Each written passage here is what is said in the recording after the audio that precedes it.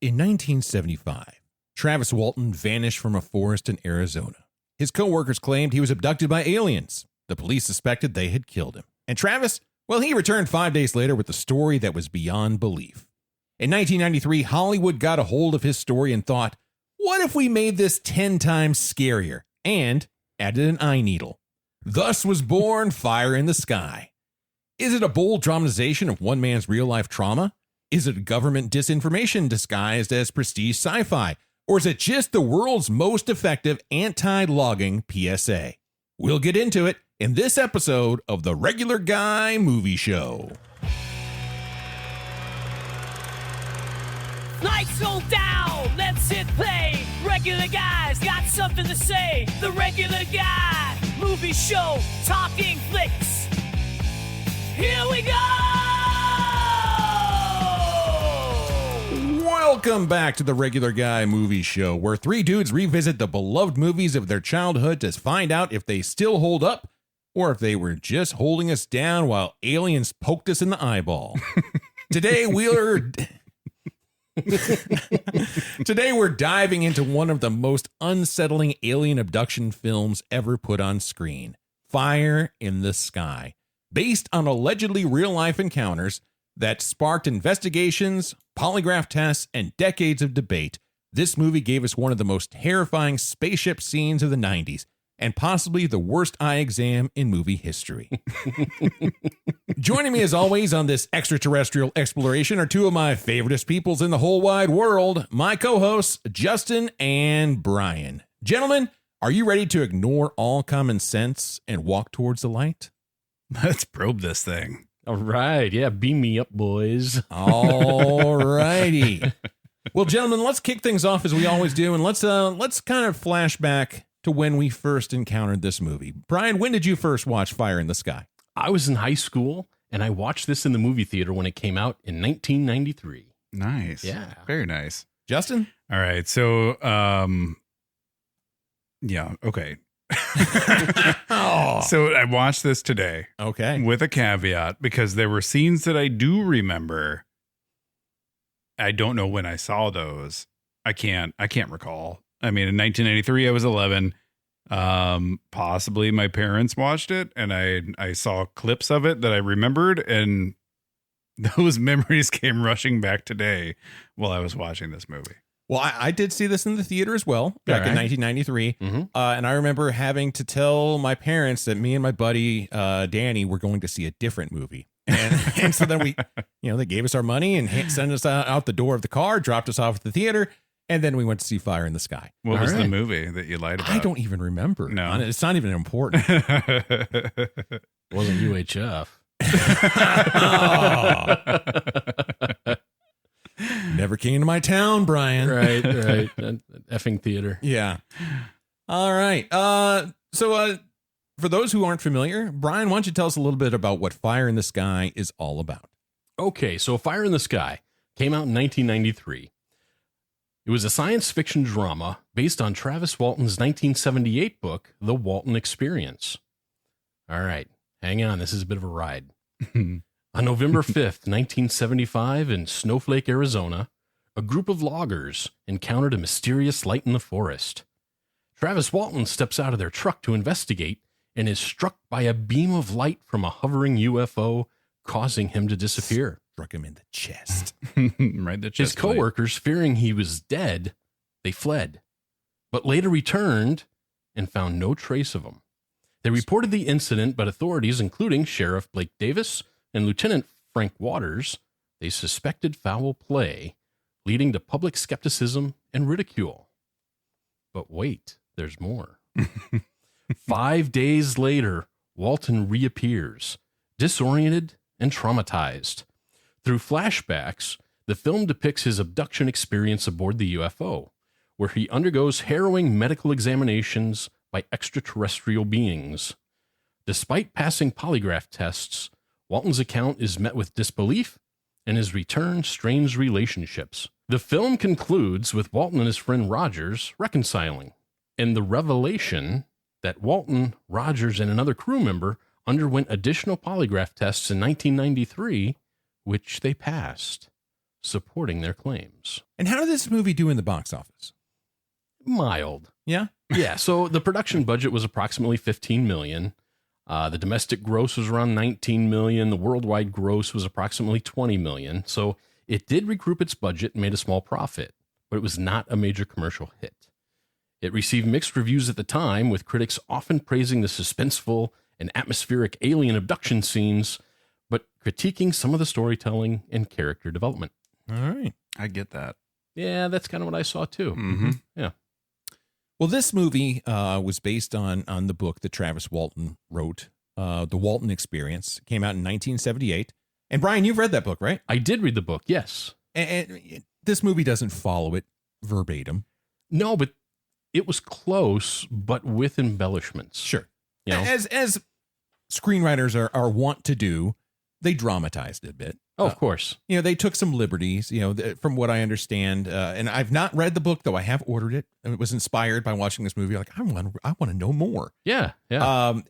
But from what I do understand, especially the scenes in the spacecraft were very dramatized compared to what Walton described. Right. Yeah. So in the book, well, we'll get to those scenes where he was aboard the spacecraft and they were performing the medical experiments. And they were dramatized in the movie. It was really actually kind of scary. It was creepy in the movie. In the book, though, he recounted those moments as being not pleasant, but not as awful as it was depicted in the movie. And actually, I caught an interview with him that must have been from the last couple of years. And he said basically in the 45 or so years since this point, he's had plenty of time to think about it. And what he's come to, his reconciliation with the incident, is that actually whatever procedures were being done were actually to help him, to heal him from the injuries he sustained from being thrown by the spacecraft. Interesting. So they were nice aliens, not malicious aliens. I mean, his viewpoint, and I can't say I disagree. If they were malevolent beings, why would they even be hiding? I mean, they could just land today and just take over. You're not wrong, yeah. So, well, there's or a maybe lot. He's not wrong. There's a lot to get into here. Yeah, and not just the movie, but also everything that surrounded the movie and the stories. And is this true? Is it not true? What actually happened? What do you think actually happened? There's a lot to dive into here today. Mm-hmm. There is. Yeah, and this is a way different movie from every other movie that we've done so far. And I'll be honest, this is a way different movie than I remember this movie being. Seth, I totally agree with you. When I saw this when I was in high school at the movie theater, boy, I had trouble sleeping that night. Yeah. I mean, I remember the abduction parts of this movie being so much bigger than what they actually are. And those parts burn themselves into my memory in ways that maybe I wish they hadn't, and stuck with me for years. If anybody watched this movie originally, you will carry with you for the rest of your life that scene where the needle comes out and gets him in the eye. I mean, that is just a really suspenseful, horrifying, awful scene. Oh, it's just full of anxiety. It is. Yeah. It is. Yeah. Yeah. But back to the topic of the movie. While this was based on Travis Walton's book, a different screenwriter wrote the script for the movie, Tracy Torme. And do you know what Tracy Torme's biggest claim to fame is? No, tell me. They're the son of Mel Torme. I thought that. I wondered that. I can't say I thought Torme. it. But Mel I Torme. wondered. Yes, the jazz singer and multi-cameoer of the 80s show Night Court. Night Court, yes. But yeah, Tracy Torme, wrote the script. His other work, a lot of it also in the sci-fi front. He wrote episodes of Star Trek: The Next Generation. He wrote episodes for Sliders. He wrote the 1992 miniseries Intruders, which in many ways is a precursor to The Fire in the Sky, which really focuses again on alien abduction. So he was kind of in the niche, and he was very immersed in UFOs and abduction lore. And when he came across Travis Walton's experience, he really wanted to bring that to life, and in many ways collaborated with, from what I understand, with Walton. Walton was actually on set as a consultant during the film. And, no kidding. And while Walton didn't love some of the dramatization, he also understands. He understood the biz. Yeah. He understood what they were going for. And A funny little side note, and we'll get to it as we go through the scenes, but he was in this movie. Mm-hmm. He had a little cameo. Where? The scene at the church when the town got together to talk about what are we going to do. I could see where He was one of the fit members right in the congregation there. there. Okay. Yeah. Well, good for him. Yeah, kind of neat. Get a little cameo. Yeah. I didn't recognize him. I wasn't looking for him. Yeah. I only found that out afterwards. Yeah. I don't know what he looks like. I did no research on this. Well, the movie was directed by Robert Lieberman. Robert Lieberman, his notable works beyond Fire in the Sky include D3, The Mighty Ducks. Nice. And lots of television work, including The X-Files, Dexter, The Dead Zone, and Criminal Minds. And ultimately, in terms of his style, he's really kind of more of a workman-like, director. Not flashy, but ultimately dependable, and he gets the job done. And I mean, A grinder. yeah. Yeah. So he grounded out in this movie. Mm-hmm. Yeah. All right. Well, why don't we talk about the characters? Justin, who do we got that made this movie what it is on the screen? All right. First up, I have Travis Walton, played by DB Sweeney. This is our future. MT Motors, serving all of Navajo County. Harleys, Nortons, Yamahas, you name it. We'll do commercials like the guys in Phoenix. MT Motors. Our prices are so great, our showroom is almost always empty. Get it? Clever. Empty. MT Motors. I love that he has to then explain it like 3 more times. Right. Nobody got it, Travis. I'm glad he did because I didn't get it. So Travis is a logger who goes missing after a mysterious encounter with a UFO. When he reappears 5 days later, his story of alien abduction sends shockwaves through the town and his crew. Sweeney portrays Travis as deeply traumatized and disoriented. Yeah, that's fair. Now, I recognize this actor. Oh, yeah. Uh-huh. From Memphis Belle or The Cutting Edge. Both and from 8 Men Out. That's right. Yeah. Yeah. So he definitely was around. Hey, did you guys see The Cutting Edge? Yes. It was a good movie. I like The Cutting Edge. I did too. Topic. So that was the one with the hockey player that was doing The figure he was skating. trying to be a Figure figure skater. Yeah, Okay. yeah. I think I've seen it. Oh, my gosh. You've seen a movie. I've seen a movie. You've seen all the rom-coms. I've seen all the you can mark me down for every rom-com. Nice. Apparently. Nice. Yeah, that was a good flick. I enjoy it. I'm surprised he wasn't in more. I thought he did a really good job. Yeah. And I thought he was easy on the eyes. He's a good-looking actor. So, yeah, I'm surprised that his career wasn't more than just those things. In recent years, the only places I have seen him was like the occasional one-off episode of a TV show. Yeah. It'd be like somewhere here, there, and it'd be like in past, be like, oh, that's DB Sweeney, and then he'd be gone. Yeah. I wonder if it's because he went by DB. Could be. Oh, that's unfortunate. Mm-hmm. Yeah. I don't want to work with that guy. He's a douchebag. Delta Bravo. Yeah, if you're going to go by initials, maybe those shouldn't be it. Yeah, no. Don't. Yeah. I mean, back then maybe because, it wasn't so hot. I mean, maybe just go by is your name actually David? Just go by I actually David. don't know. Like David Sweeney. That sounds all right. Or just D. Sweeney. Yeah. D Sweeney. Or Deeb Sweeney. Debo Sweeney coming at you. Yeah. Hey, Debo. What up, Debo? That's cooler. Yeah. But no, I thought, he really brought something to the role. Mm-hmm. I mean, he was likable, Vulnerable. vulnerable, and man, I think that stretch after he returns and he's borderline catatonic, he doesn't say hardly anything, Right. but he says so much. Yeah. Oh, yeah. Yeah. Yeah. Yeah. That was, and of course, the infamous syrup scene. We'll get to that. Yeah. Mhm. But yeah, I thought he did a fantastic job in this movie. I had no problems with his acting. None. No, not one bit. All right. Well, now that we've gotten that covered, who's next? And next up is Mike Rogers, played by Robert Patrick.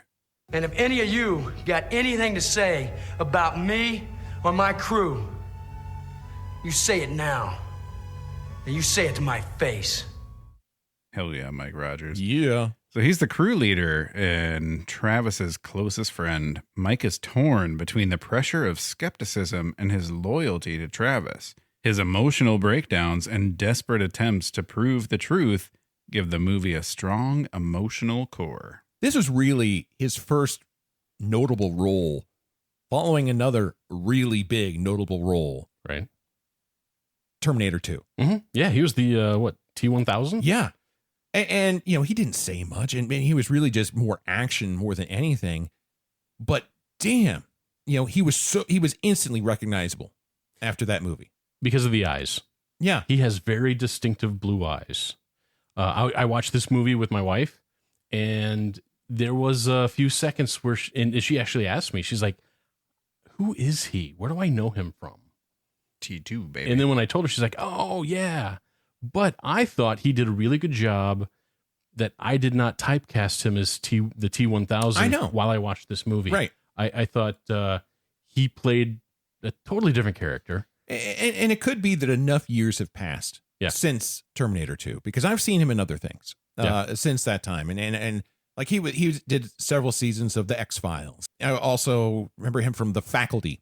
And more recently, he was John Cena's dad on the superhero comedy Peacemaker. Okay. Where he was like a white supremacist superhero.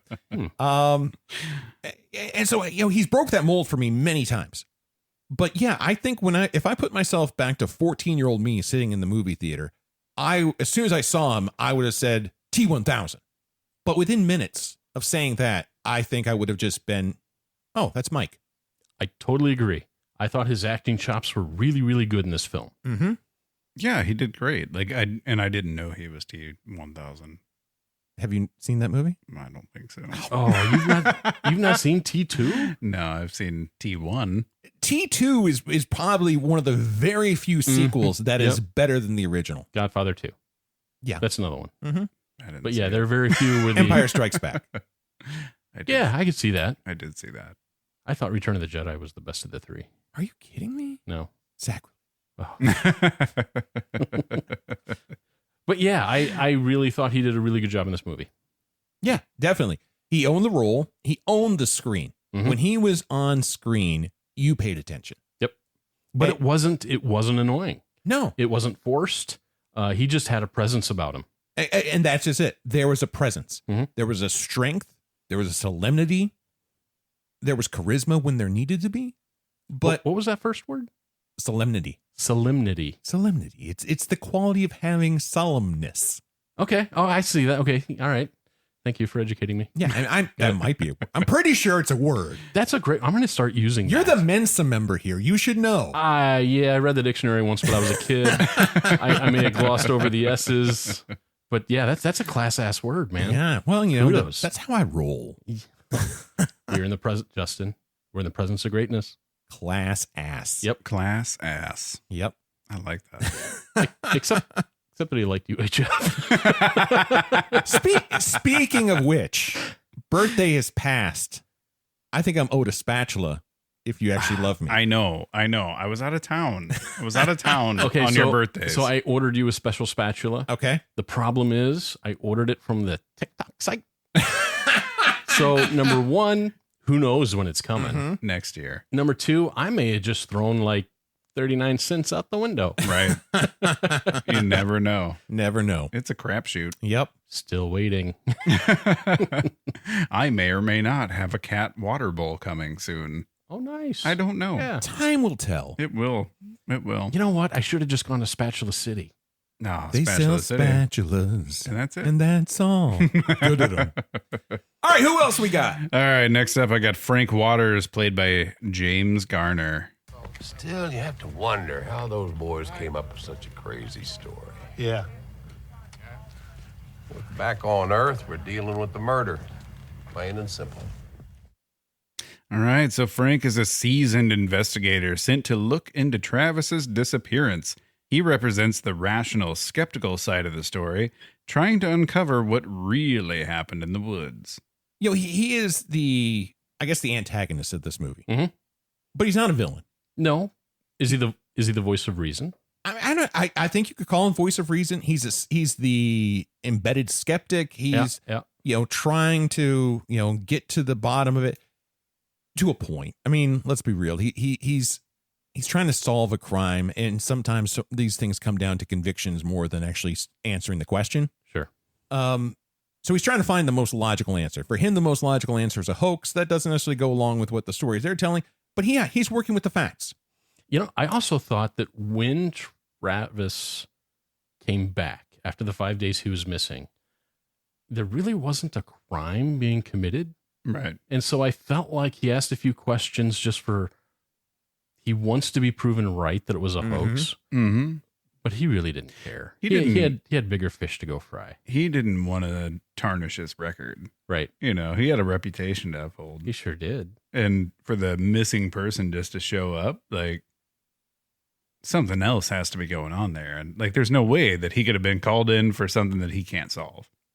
Right. Because it even referenced in the movie his awesome track record and his reputation preceded him. And everyone was almost, the law enforcement officers were almost in awe that he was there. Right. Yeah. Yeah, I agree. There was something that confused me about his character, though. Because there's mention made of, he hasn't solved every case here and in Montana. And later at the end of the movie, the sheriff even mentions like, when you're in Montana's not close to Arizona. It is, No. It is not. No. Not a little bit. No, it's not like you're talking Arizona, New Mexico. What? I don't understand the connection and why they had to throw in that, because it just confused me. Right. I thought it would have made more sense if he was maybe an investigator from Phoenix. Yeah. That would have made perfect sense. Investigator from the big city coming to small little snowflake. Even if he was Right. coming in from Albuquerque, I would have got it. Right. Yeah, but why Montana? I don't know. Maybe that's part of the true story. Maybe this guy really was from Montana. But even if it was part of the true story, it didn't add anything to the movie other than a moment of confusion. And, Right. and if I was, again, 14-year-old me didn't pay any attention to it, and I wouldn't even thought about, I probably would have had to think real hard. How close is Arizona to Montana if he wanted?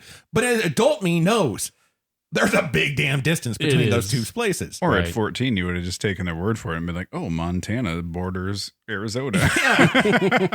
That's fine. So what did you think about his on-screen presence? I liked it. I did too. He had the most chops of anybody in the cast. Oh, by far. When he was on screen, you could just see how good he was at his craft. Yeah. James Garner is known for a lot of things, a lot of TV roles, Maverick, The Rockford Files, but also on the movie front, The Great Escape. Oh, one of my favorite movies, The Great Escape. And Space Cowboys was another one that was really good. So the guy has proven chops. Yep.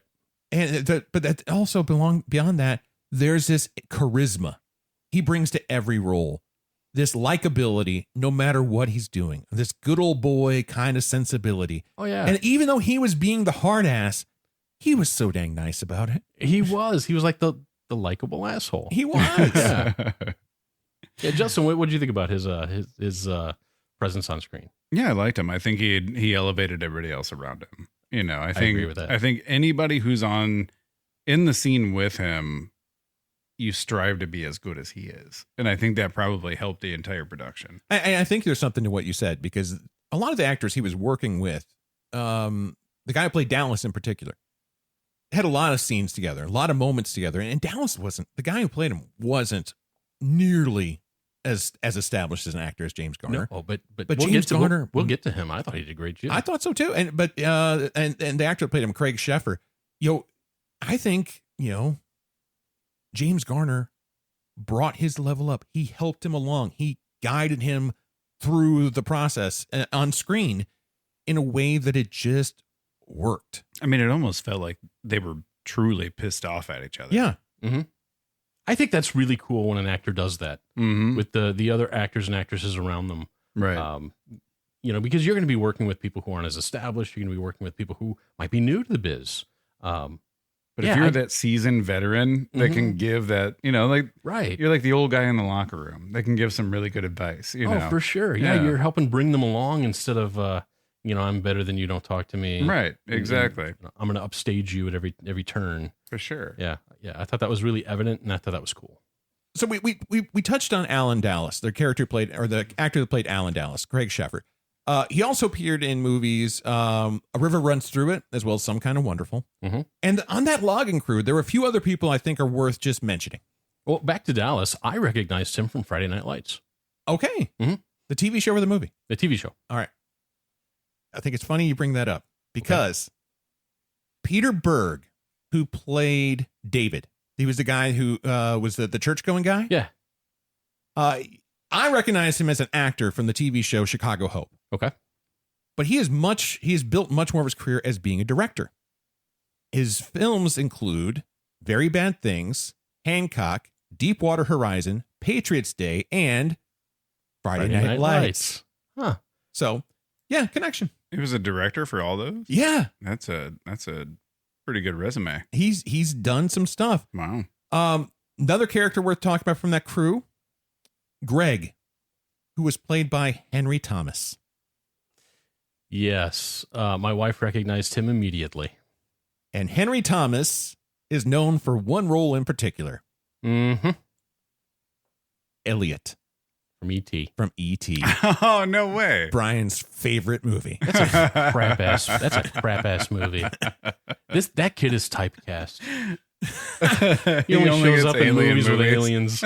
I mean, though it is kind of an odd bookend. You know, he really launched his career with a movie where he basically falls in love with an alien, and then a few years later, he's in a movie where one of his best friends is abducted by aliens. Yeah. You know, So aliens aren't all good, yeah, buddy. he's really he's covering the spectrum He is. of encounter. They all don't have a bulbous healing finger. They might have some other things that are bulbous, though. And maybe not so healing. Yeah. Are you describing his probe? Maybe. Some might call it a hoobajoob. Yeah, and I'm glad you brought that up because before we get any further, I while we're on the topic of alien abduction movies, there's another movie that I think is worthy of consideration. It's an instant classic. It absolutely is. Yeah. Green means go. Oh, man. And yeah. I have to say, when we made that movie and we did the alien abduction scene, I took a lot of thoughts about that abduction scene. I took a lot of that from this movie. Yeah. Yeah. You know, when we did that scene, it was hectic. It was harrowing. There was a lot Discomforting. going on. It Yeah. was discomforting. So a lot of what went into that scene originated from this movie. So we made a movie, a very short film a number of years ago called Green Means Go. That the basic gist of it was that a guy, while stargazing, gets abducted by aliens and gets anally probed. And from that point on, every time he goes poop. Well, you forgot a Or key farts. point. The aliens probed him, but then forgot the probe inside of his Forgot the anus. probe inside, yes. Yeah. And so every time he would go number 2, he would teleport back to the field from which he was abducted. Right. and his defecate would glow green. Yes. It was a genius movie. It was ahead of its time. It was ahead of, a time. Yeah, I agree. It was ahead of a time. Yeah. For those who are interested, I will track down the link to it and I'll put it in the show notes. So if you want to check out what honestly should be the preeminent alien abduction film of all time, in which all other alien abduction films are compared to, you can check it out for yourself. And a loaded cast, headlined by Greasy Ronnie. Greasy Ronnie. The alien. Yeah. Remember when they thought that was CGI? Yeah, and I don't want to give it away. No, I'm not going to say anything about it. Check it out, and when the alien comes along, you tell us if you think that looks CGI or not. We did it so well with practical effects that those that be thought it was CGI. And it was not. People watching this movie will be like, what kind of budget did you have? Was it millions? Billions? No. It was tens. It was tens of dollars. Tens of dollars went to the went into this, production yeah. of this movie. And that was probably just for beer. Yeah, mostly. Well, most of it went to that green light gel. Yeah. Well, Right. I also went through a large number of sun gun bulbs. This is at the point we were so poor on our filmmaking equipment. Our lights all came from Goodwill, and they were film lights meant for like 8mm films back in the 70s. And somehow it came across a big stockpile of bulbs. And the problem with 30-year-old bulbs. They explode. They explode. I just thought it was the aliens. It was greasy running. I remember shooting some of those scenes. Your apartment, Justin, being so hot from Yeah. those bulbs. Yeah, that cooked us. Yeah, and then flaming shrapnels of glass Just flying across just the room. flying across the room. It's just a day. Oh, the hazards of filmmaking. Yeah, I'm gonna go watch that film as soon as we're done now. All right, but yeah. So the other thing, I think we gotta also give an honorable mention here to, in terms of characters, to the aliens themselves. They were not a typical. Well, they kind of were. There were two types of aliens in this movie. You had the gray, I thought they big were eyes. just suits. but they were suits.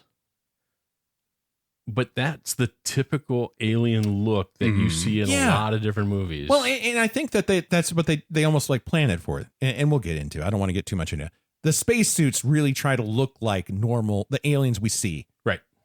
Even like where they even had little smiles on the face, like mouths on the helmets. Little grays. Yeah, right. which were totally unnecessary. And also the helmet didn't match the shape of the head of whatever else was it. But regardless of all that, the logistics of aliens and their spacesuits, I assume must have been practical effect. This was 93. They weren't CGIing this shit. They were speechless, but damn, they brought a lot. They were menacing. Yeah, they were. They were just. There was something wrong with those guys. Yeah. Man. Yeah, we'll get into it when we get to that scene. But it kind of broke the mold of everyone's stereotype of what an alien looks like. Right. Yeah. Absolutely. They're a little bit more humanoid than I thought. Yeah. So before we start going in scene by scene, just especially for the audience and describing this movie, how would you categorize this film? Was it horror? Was it suspense? Was it sci-fi? Was it a little bit of all three? What would you classify the category of this movie as? Personally, I wouldn't call it horror. It was creepy, but I wouldn't call it horror. Right.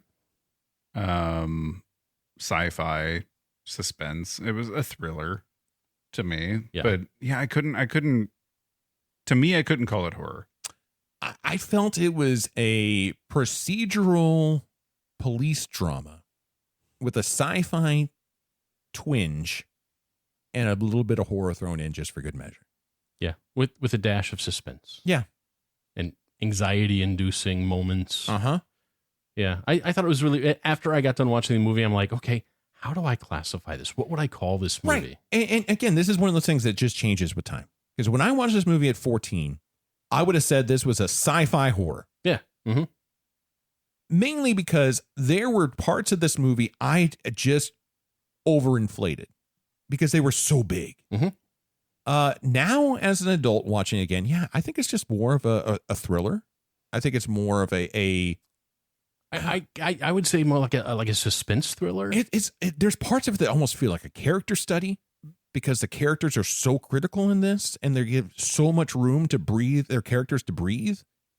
I mean, it defies genre. It does. Now, most of my like alien abduction things that I've seen have more of a little documentary feel to them. So this one kind of broke the mold. Yeah. It was kind of fun. Did you ever watch? That makes me think of Unsolved Mysteries.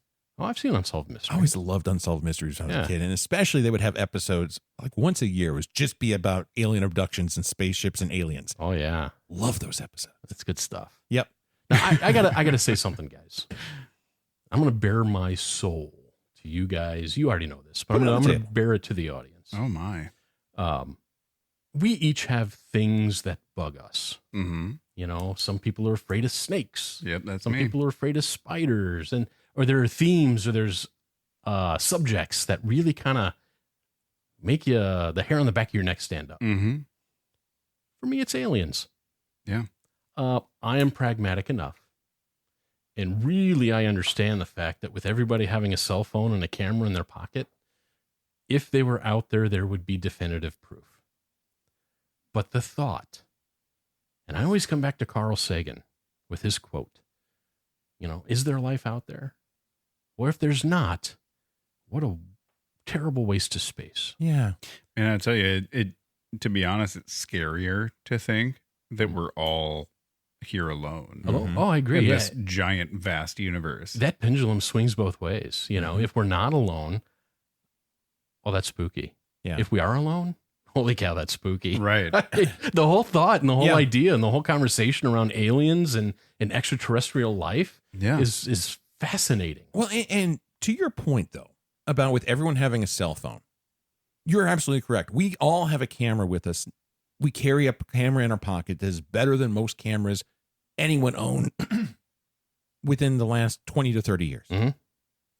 The problem, though, is even if we had a definitive proof picture, we would find ways to disprove it. You're right. Because, oh, that could be photoshopped. AI created that or whatever. Or it could just be a natural phenomenon that you just... There's so many ways. Even those who want to believe will find ways to say, no, that's not what it is. Especially with the way AI is doing Yeah. things now. Like, Oh, yeah. holy cow. You can't distinguish what's true and what's No. not. Yeah. Not one bit. It's gotten ridiculously good. It's dangerous. It is dangerous. I am fully in the camp of government conspiracy, created fear of aliens Mm-hmm. to cover up things like research and development. I think that exists.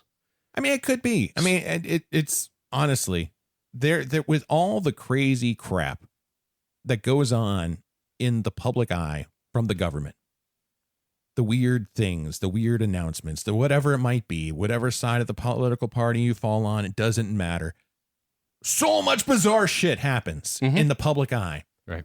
This is what they want us to see. To take us away from what's actually happening. And that's the kind of stuff that keeps me up at night. Right. Okay. For example, when part of the research and development for aerial craft, we've all heard of Skunk Works, right? Yeah.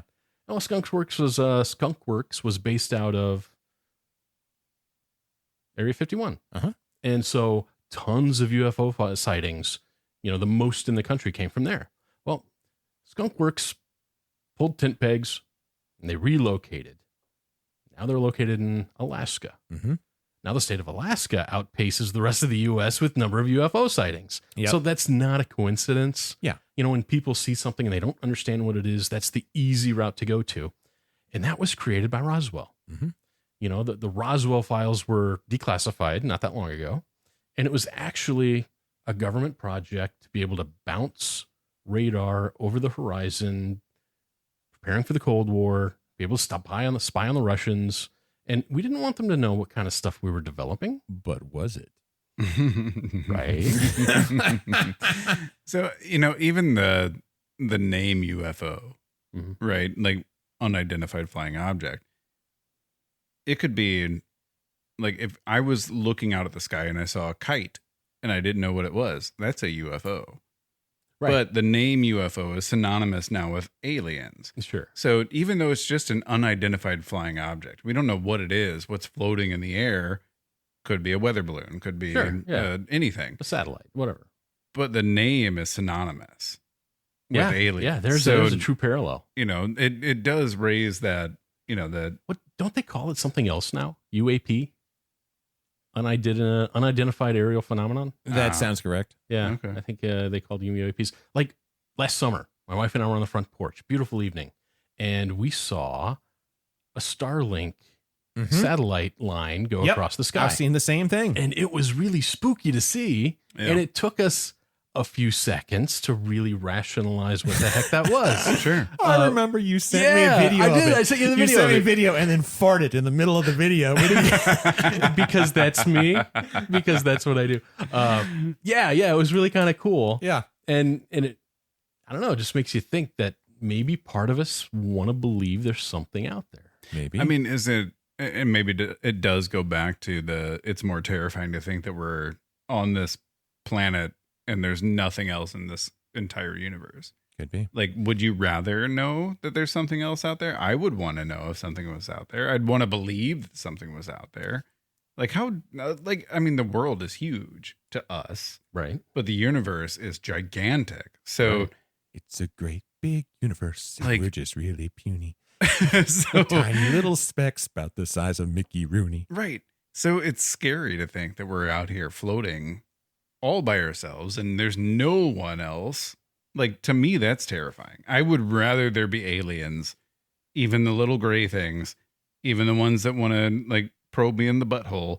I would rather have that than just be completely alone. Just me. I mean, I don't disagree. Not one bit. Brian, your feeling? I think I made my feelings clear at the Okay. get-go. These alien things, there's an element of it that kind of freaks me out. Yeah. Okay. Yeah, I get it. Yeah. Well, then I thank you for gritting through Fire in the Sky. Oh, it was great. I read the book. I've got my own theories about what happened. My recent rewatch of this movie was not as harrowing as I anticipated. Yeah. All right. So what do you guys say we dive into the guts of this movie? Let's do it. Yep. All right. Well, we start things off with this really, really long held shot of this eerie roadway. Light, a little bit of fog. And then all of a sudden this truck comes flying into the scene. Only after holding this shot for a goddamn long time. You know, while all their names come up. It's really funny because I watched this movie today with my oldest kid and they were just like, is this normal for old movies to have every single person involved? Like, they were even commenting like new movies, all the credits are at the end. They were like waiting for camera guy number 80 Yeah. to show Well, up. and this, tell you this bothered me, because I there's a light coming like on the other side of this hill, clearly, because we could see the smoke or the haze, but there's no cars coming, and this is the middle of nowhere. There'd be no light there. There's no sound. No. Now I get what they were going for. They were trying to make it creepy and eerie. They were trying to make you think that, oh, it's the UFO coming. Yeah. But it wasn't. No. But eventually an old beat up truck comes flying over the hill. It does. It takes forever. Like a bat out of hell. Bat out of hell, flying all over the place, slamming into trees, slamming into this, going wherever, barely staying on the road, almost hitting smoking a box truck coming out of the roadway. And this truck comes up to a bar, comes to a stop, where two old men are just sitting there smoking a cigar. Mm-hmm. What the hell is that all about? This was the most uncomfortable walk of shame I've ever seen. So these guys get out of the truck Mm-hmm. and they look like they've seen a ghost. Yeah. And they just walk into the bar completely silent. And everyone's looking at them like, what the hell? No. And they know them all. Yeah. They know him, and they're like, oh, late night out on the hill, huh? And they just don't even talk. The only thing they're saying is, we're sticking to the story. And then Mike goes to the payphone. We don't see who he calls, but the next thing we know, Frank Waters, played by James Garner, is getting getting radioed to come to Snowflake or wherever the hell they are. And you know what I thought to go was, help the local sheriff. What it was really funny whenever they called him into this, and I get what they were going for, like I really do. Visually, there were the lights, the red lights that came down Across his windshield. across the at windshield. the railroad crossing. Right. But it was a railroad crossing. But you didn't know that at first. Yeah, And but you see he- these red lights and the glow in the windshield. Uh-huh. But the look on his face was like it was something he had never seen. Yeah. So whenever it just cut to the the wide railroad shot. crossing, I'm like, you're an investigator. Like you should have seen at least a railroad crossing before. Yeah, Like, why are this you shouldn't surprised? be surprising. Why are you surprised by the lights? Right. Waters gets called to the bar. And so when he pulls up, he meets the sheriff and the deputy. And he's told that there's a missing person and that he needs to hear the story from the horse's mouth. Frank, I think that maybe you better hear this from the horse's mouth. Lead me to the horse. So he meets the guys. Meets this crew of loggers led by Mike. We also have Dallas. We have Greg. We have Bobby. We have David. And their story is that they were up on a hill. Coming back from logging. Yeah, coming back from logging, and a UFO zap their buddy. Yeah, that's the short of it. They were Yeah. driving. They saw some lights coming from afar. Yeah. What did it look like? And one of them described it as a fire in the sky. Yeah. So just curious. And I know they said like there's only one road in and out of that place. Do you yourselves drive towards this light? So, okay. Do I? No. Mm-hmm. But if I was a logger with years of experience working in the woods, because they do say, that this is our only way out. I might drive enough to see what it is. And if it's a fire or something like that, yeah, I mean, you're stuck there. You're trapped. So you're probably going to move to safety. If it's something that's something else and you can get home, God, man, I just want to go home. So yeah, I mean, I could see why they went on. Curiosity killed the cat. Yeah. But the thing we're kind of jumping ahead here because they tell the whole story that they have to Lieutenant Waters. Mm-hmm. And we get this big flashback scene, basically starting off at the morning with Right. Travis driving his motorcycle to pick up donuts and going over to Mike's house. And Mike is arguing with his wife about money.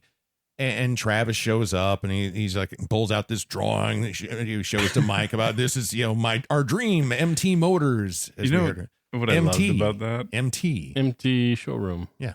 What I loved about it is it looked like a third grader drew it. It totally did. And he was so proud of it. Absolutely proud. Like he stayed up all night just drawing this picture. Right. So the he storefront. He wanted he and his buddy to open up a motorcycle shop. Yeah.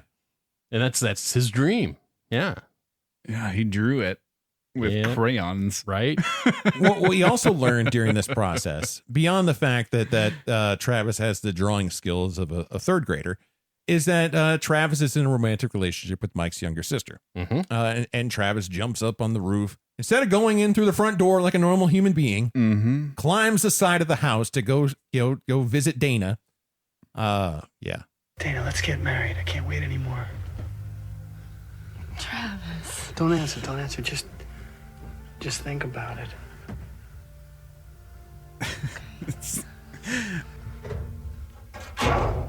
Can we get going, please, before I get seriously sick? That's the best part of this whole clip. Yeah, it is. Yeah. I thought the window scene was kind of sweet, but also a little bit creepy. Like he just sat there in the window and watched her sleep. Now, yeah. But there's also we have to acknowledge about this whole flashback scene. We are getting this flashback because this is a story they are telling Lieutenant Waters. Right. All these details that get added in during this flashback scene is because they're being recounted to this police lieutenant. Right.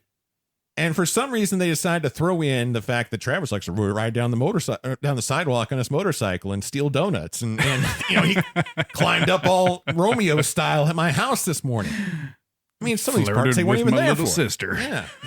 Well, there was a big piece of information in this part of this, the tale. Yeah. And that is they were seriously behind on their mortgage. Yep.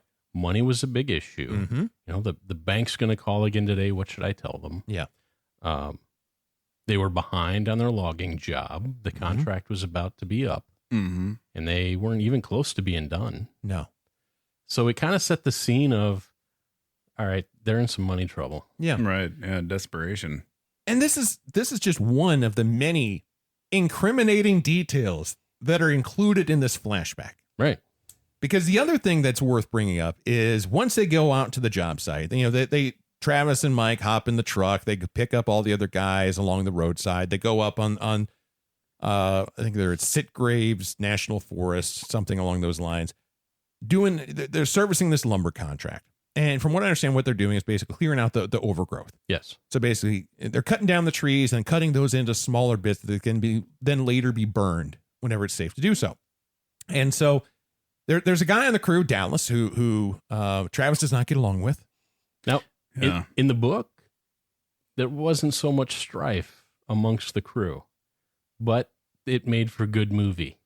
So Okay. I kind of the interview I caught with Travis Walton though shed a little bit light on the relationship with Dallas. Mm-hmm. Apparently, he and Dallas didn't get along very well. No. He was the and he was part the of the outsider. issue was that even that same, in the real story, at least the story that Travis Walton, the real Travis Walton tells, is that Dallas showed up at Mike's house to basically tell Dana that you should go out with me instead. So, I mean, Yeah, that would cause a little bit of that friction. could cause some problems. Yeah. So I do have a note here that just says Dallas is a dick. And so that rings true even in the true story.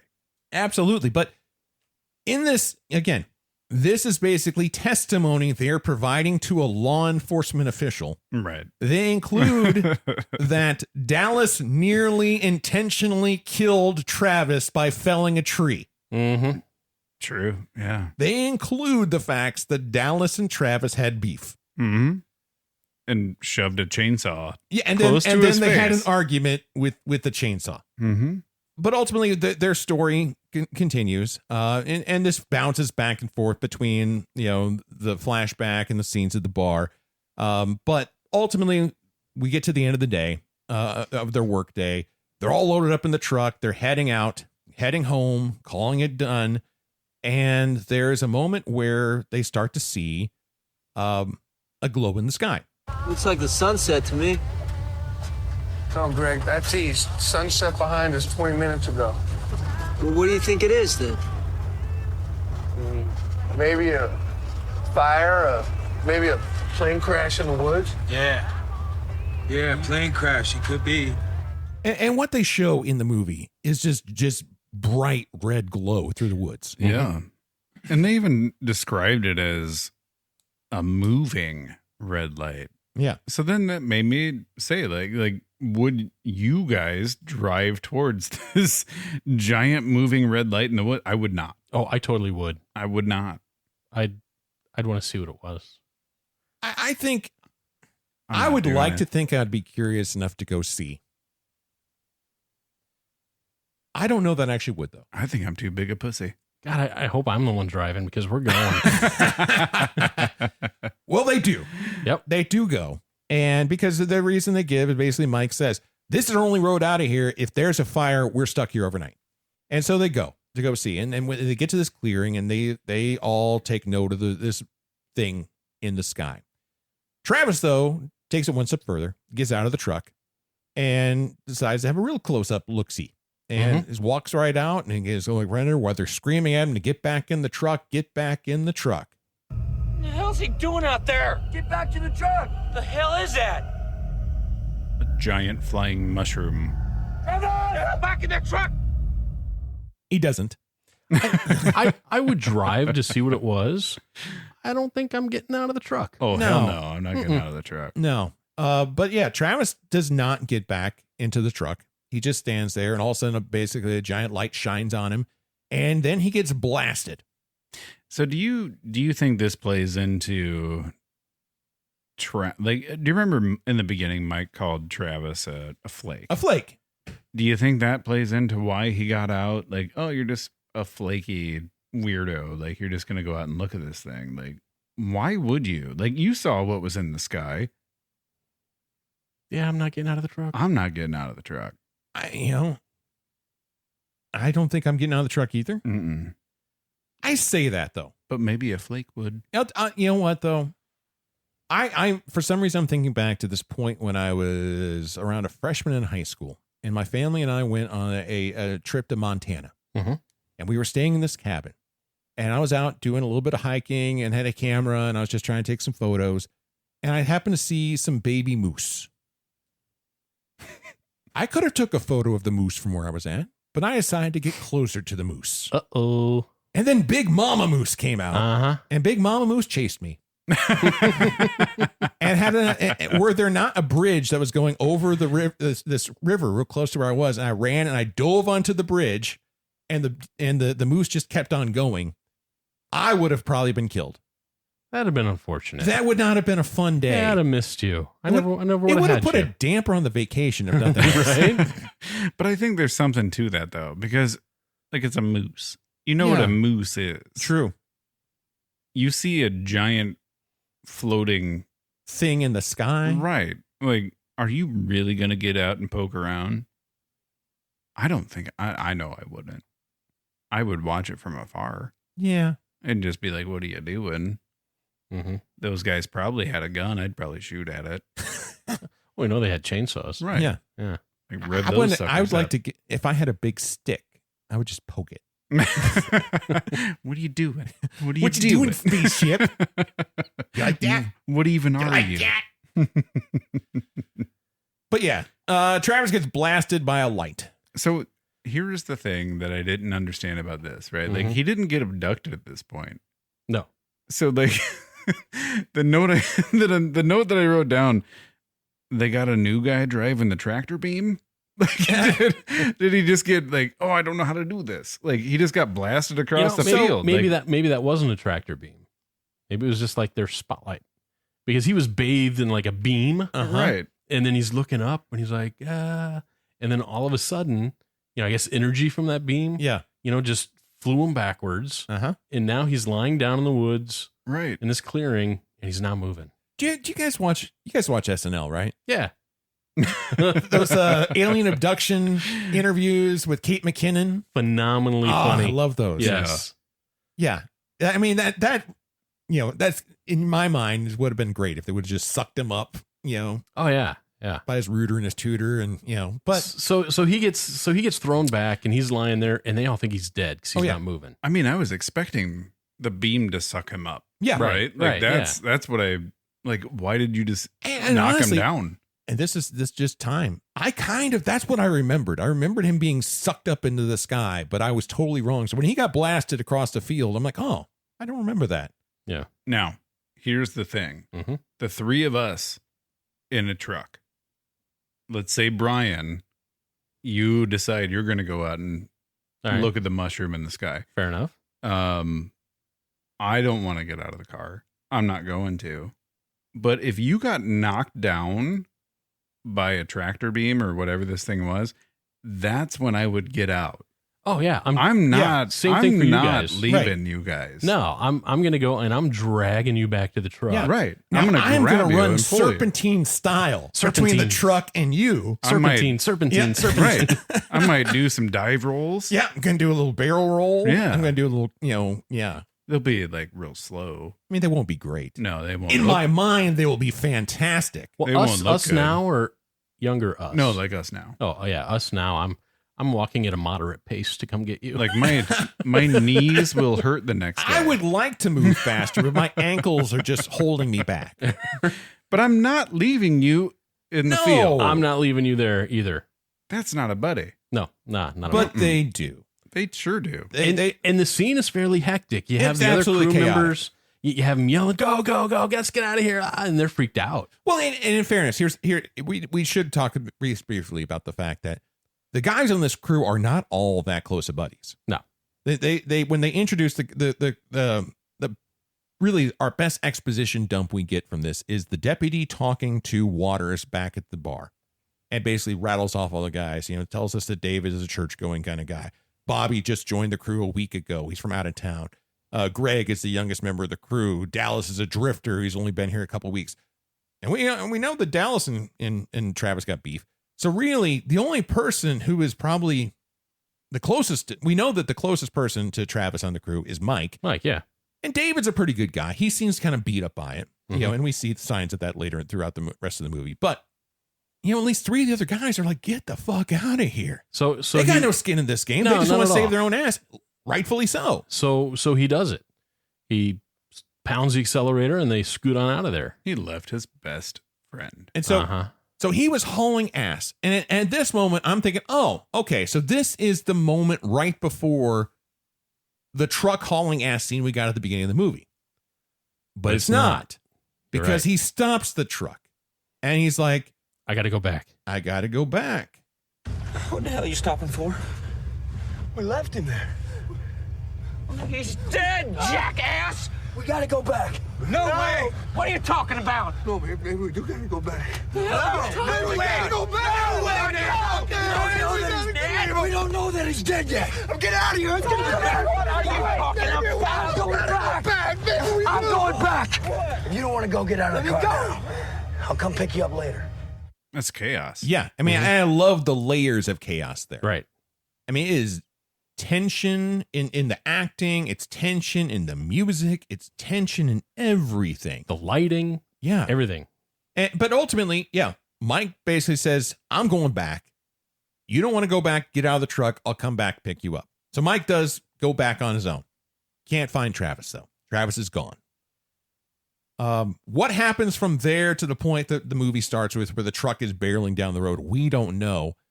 It seems odd, though, that they are still in a panic, like they're being chased from that point on. Though. Right. Yeah. Because if Mike goes back to the hill, can't find Travis,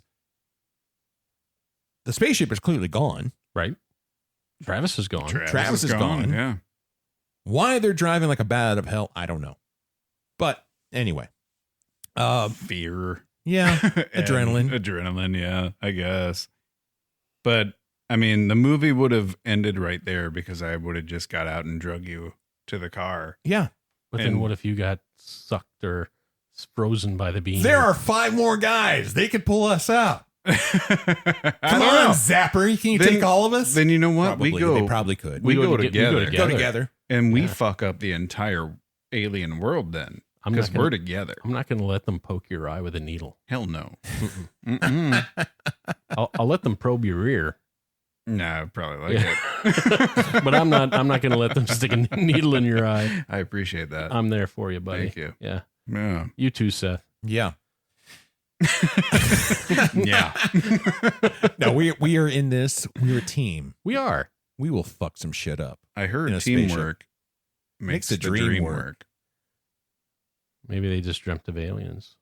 Maybe that's the dream that's working. Maybe. We'll get into that later. Yeah. So now the other thing, ultimately they come to the conclusion that the craft took Travis. And that's the story that they're sticking to. Mm-hmm. I got to ask though, regardless of the bizarreness, I like that. Yeah. I'm regardless of the bizarregardless Hey, Justin. Hey, it's this is that wordsmith we were talking about earlier. It's Eminem over there. Regardless of the bizarreness of the fact a spaceship just zapped their buddy and their buddy is now gone and the spaceship is gone. Wow. Do you think your first logical conclusion would be that the spaceship took Travis? Could it just be that you drove off? Your buddy is semi-lucid after being hurled many feet across, in landing. And maybe he's just wandering in the woods, or maybe he got picked up by a bear, or maybe he's riding a mountain lion just for shits and giggles. I mean, there is a lot of different things that it could be. Yeah. I mean, and they kept questioning it. Like, we don't even know if he's dead. You don't. No. But you I don't know, man. There's an alien spacecraft above you, and your buddy just got zapped in the chest plate by a beam and threw him across the field. So I don't know. Like, I guess the assumption would be we went back, the spaceship's gone, so is any traces of our bud. Right. Yeah. Like, I guess that's the assumption. But yeah, I mean, there's so many other things it could have been. But I guess that's what the whole search and rescue was for, right? Yeah. I had a question here. Waters. Yeah. Is skeptical. Yeah. This is 1975. Yep. Right?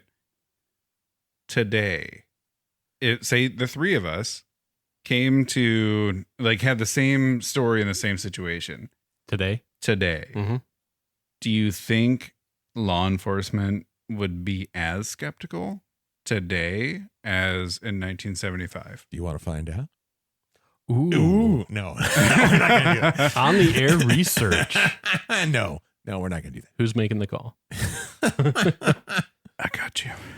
Yes. I agree too. I believe they would be every bit as skeptical. Yeah, you think so? Yeah, because, it's just too crazy to believe. I mean, somebody today, though, might have a cell phone out. Like, if you saw a big red light in the sky, you probably got your phone. Somebody in our group's got a phone out and taking a video. You definitely have pictures of... Yeah, no doubt about it. You have photos of the fire in the sky. You have photos of the craft. You have probably photos of Travis standing there in the light. Right. And so, then you probably have a lot of blurry photos of swerving down the road. But true. Yeah. So, I don't know. Like, technology wise, like the access to information now compared to 1975, we're inundated with information now. So I was just wondering if you thought, would they be less skeptical in 2025 versus 1975? No, I think they would be every bit as skeptical. Yeah. I think so too. And there are things that they would do today that they didn't do in 1975. True. You know, they'd get a hold of the FAA for flight reports, radar signatures, satellite imagery, you know, all that stuff would be available to see if there was actually something there. Yeah, it'd be a little different. It would. It'd be a different story. Okay.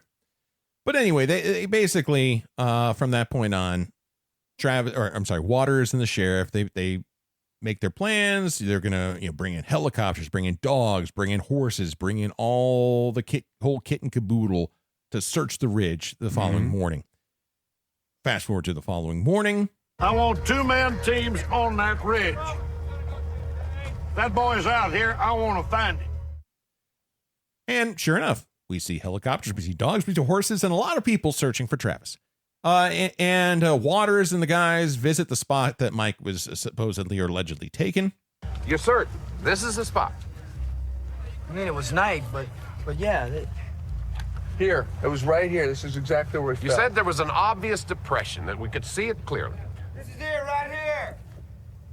Well, now, where the hell was it? Was it over there? Was it over here? What are we doing, playing games?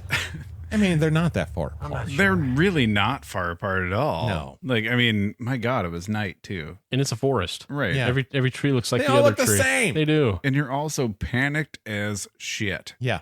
Like, you could have been a mile apart and it would all look the same. And that would have been forgivable in that moment because we heard how hectic that moment was. It was chaos. But I think that kind of plays into Waters himself, though. You know, like he's only looking for a way to solve every single crime. The ultimate skeptic. He's going to poke and poke and poke until the holes are there. Mm-hmm. Yep. He's doing his job. There's another part, though, in this search sequence that I want to bring up. We see Bobby and David at one point. They're walking together, and Bobby makes a mention that he came here to make money, but instead he's going to end up going to prison. Mm-hmm. And David makes a comment about we know the difference between right and wrong, and David really seems to be being weighed very heavily by the situation. In fact, we even saw him in church just before this, where he's basically praying for forgiveness. For sure. Now, if you didn't know about what their story was, you would probably think he's praying for forgiveness for murdering or hurting Travis. And I guess there's still, in a certain level, doubt that could be what the story is. Mm-hmm. But really, feels like they did wrong by leaving Travis there. Right. But there's something else that happens here. And they both something catches their attention in the distance. And they see him, some dude just lurking in the woods. Right. Right. Apparently that area borders an Apache reservation. Yeah. I didn't know what this meant to the story. Nothing. Okay. It did not. Well, I'm glad. Didn't add anything. And it triggered me enough to look up. And yes, this forest that they're in, it does basically, it's divided between, basically there's a big chunk of it that does go through an Apache reservation. So are they maybe saying, like, alluding to, but like really badly, that maybe like the Apaches took him? I don't know what they were planning it for, but it basically was just a red herring. Like, I thought maybe the guy saw the spaceship, or maybe they were trying to allude there was a connection between the Apache and the spaceship. But we never saw him again. We never saw that. Well, it did mention that there were Apache legends you're of right. people being taken from the woods. It did say that. It did. But in the investigation, why wouldn't you interview some of the Apache folks? Exactly. Like, hey, did you guys see any fires in the sky last night? Right. Yeah. While this is going on, though, that would have been good because that was the movie name. Right. Yeah. Right. I'm a natural Waters. Did you see a fire in the sky? It was like a fire, but in the sky. Mm-hmm. You might call it a fire in the sky. They should have did that. And I didn't see that they did. I don't. So that was another hole in the plot. I don't know whether Garbage. This felt like a remnant to me. Like it felt like that guy's appearance was a remnant. It was something that was either part of the script that got cut. It was something that was shot that was going to be a bigger part that got cut. Something in the editing. Oh, something didn't work and chunk got cut. Why he is there at all made no sense. No, it didn't make any sense. And if they cut the part where maybe the Apache reservation was included, why didn't they cut that part out too? Because we didn't need it. Right. Because immediately after this, we go straight to dogs barking and all excited because they think they've found something. They're digging up in the ground and everyone's like, oh, did you find Travis? We knew you killed him. Murderers. And then it ends up just being a dead dog that apparently some hunter buried. Right. Yeah. Like they could have just had that conversation about like, the church guy was talking about and God. I think that was a worthwhile conversation to have. Right. They could have had that conversation and be like, hey, we found something. And just cut out that whole. We didn't need Apache to have guy. the Apache dude wandering in the woods looking all sus. Right. Like, but weird. It did add another element of suspicion and another element of anxiety to the whole story. Do you think all they were trying to do was throw you off the trail? I think so. But I think there was a real moment where they could have followed up with that. They could have. And they didn't. Right. And so maybe you're right. Maybe it ended up on the cutting room floor. But I thought, and there were a few things like that in this movie where it could have gone in that direction.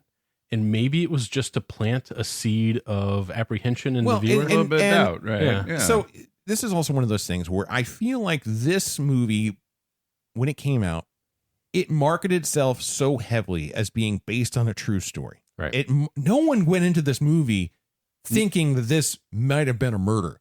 Everyone walked in this movie thinking, oh, this is about alien abduction. So throwing red herrings in there to say that, oh, maybe they actually murdered the guy didn't do anything because anyone watching this movie knew that wasn't the story. Well, I'll tell you what, a funny story. Because I watched this with my oldest kid, who was born in 2007, that had never seen this movie before, never heard anything about it before. They thought this was going to be, they killed him. Like the group of guys killed him. Yeah. That's what they thought the ultimate And I could see ending that was going to be. if you watch this movie without knowing anything about it, if you watch the movie without reading the description, if you watch the movie without even reading the name of the movie, Right. And you they might did. say, okay, maybe they actually got murdered. They literally walked in while the credits were starting to roll in the beginning and made the comment about how long the credit roll was in the beginning.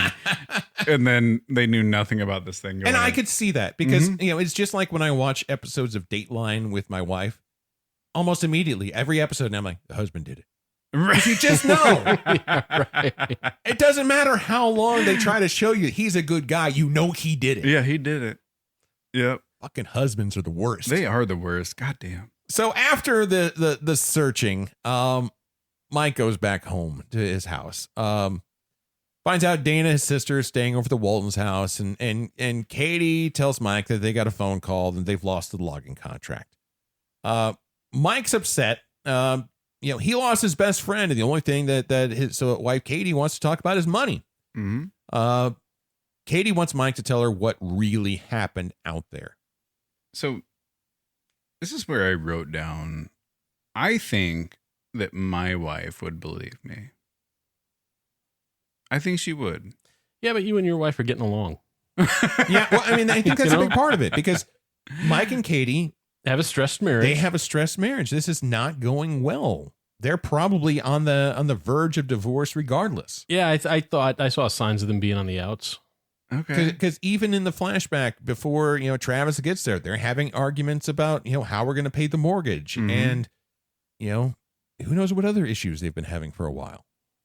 So, yeah, they're in a different situation. And so, while I don't think she wants to believe the man that she's shared a life with up to this point has murdered his best friend, she doesn't necessarily believe that they were preyed upon by aliens. Because that's a bit of a jump. Well, sorry, Mike, but my wife's better than yours. That might be true. And my wife has a job, so she could pay the rent too. So when your logging contract fails, you're set. Mm-hmm. Yeah, but Mike just wants her to believe him, but she can't. So Mike's like, fuck you, and leaves, and he goes to a hotel. finds out from the guy running the hotel that it's all booked up. The word apparently has gotten out. Reporters, UFO enthusiasts are all on their way. And Mike asks the hotel guy not to tell anyone he's there. Cut to the next morning. Sure enough, all the reporters are there because as soon as Mike comes out the hotel, he's ambushed by reporters. Yeah, he didn't keep a secret. No, not very well. And this is also where we meet another character who, honestly, I don't really know why they're there. Rogers? Mr. Whitlock, I'm Jarvis Powell from afar. We have had a lot of experience in these matters, and I think we might be able to help each other out. You don't know why this guy's there? Well, we just wanted to let you know that there are those of us out there who know the truth. I know why he's like in the town because he's a UFO enthusiast, a UFO investigator. I think he more than I guess, let me rephrase. He's an infuriating character that I wish wasn't there. Okay. I can see that. Yeah. Yeah. And we'll get into that. We'll get into that a little bit later on because we see this guy again. Yeah. We do. We sure do. Mike goes to the diner, meets up with David and Bobby and Greg. And they say Waters came by at 6:00 in the morning trying to get them to confess. Some local comes up to the table, tries to give them shit. And then the sheriff and Lieutenant Waters show up. They basically say that we want you guys to take a lie detector test. You're telling the truth, it'll sure strengthen your cause. Well, think about it. I got a good man right here in the state. I mean, you could take it today, tomorrow, anytime that y'all feel it. I said we'll think about it. Have either of you guys taken a lie detector test? I never have you? No, I've not taken a polygraph. I've not either. I have a feeling that I would be terrified. I have a feeling I would probably I have.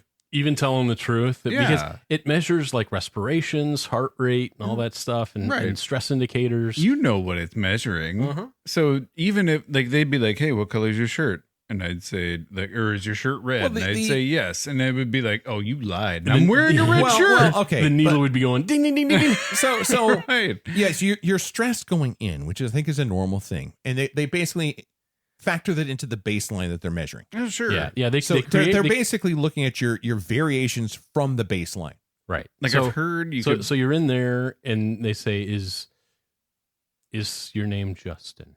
Right. They try to balance you out. Right. Like and I get that. They ask questions that you're not lying to. And then they throw some of the other questions in and to see if the heart rate goes up, the respirations go up. I think I could pass one like nothing. The suggestion is you guys take a lie detector test. One way or the other, we'll have a better idea what your story is. But they need everyone to be on board. Dallas isn't there. Waters and the sheriff don't know where Dallas is. Mike says he doesn't know where Dallas is, but sure enough, he knows where Dallas is. Right. Goes and finds Dallas, and he tells him, hey, they want us to take a polygraph. What do you think? I think those devices are very dangerous, man. That machine says you lied. It don't matter if you told the truth. You lied. Might clear us all. Oh, it might clear you. Because Dallas is actually smarter than he looks. He is smarter than he looks. Mm-hmm. He knows that he's probably the most likely suspect. Right. And that if they got to pin this murder on someone, it's probably going to be him. Because they had beef. Yeah. You know, they don't need a body to press murder charges. Did you know that? Did you know that? Huh? And they never gonna find Travis, and you know that, and I know it, right? So then the pressure's gonna be on Davis and Waters to solve the case. And who do you think they're gonna zero in on, huh? What, you? Choir boy? Huh? Gotta send a swarm of locusts down on him. And you, Mr. Pillar of the community? No, I don't think so. No, the question is, how long before you boys decide to save your lily white asses and point the finger at me? And see, Dallas knows some shit. Like, he's been around the block, so he knows. Well, he does, and he has every reason to believe that because what we heard from back at the bar or back at the diner after Waters proposes the polygraph, he basically tells Mike, I'm beginning to believe that you didn't do this. I just don't really understand why you're covering up for the person who did. Right. You know, he's basically saying Dallas and Travis had beef. Okay, I have a question here. Mm-hmm. Waters brought up the cut on Dallas's hand. Yep. Right. Where did that come from?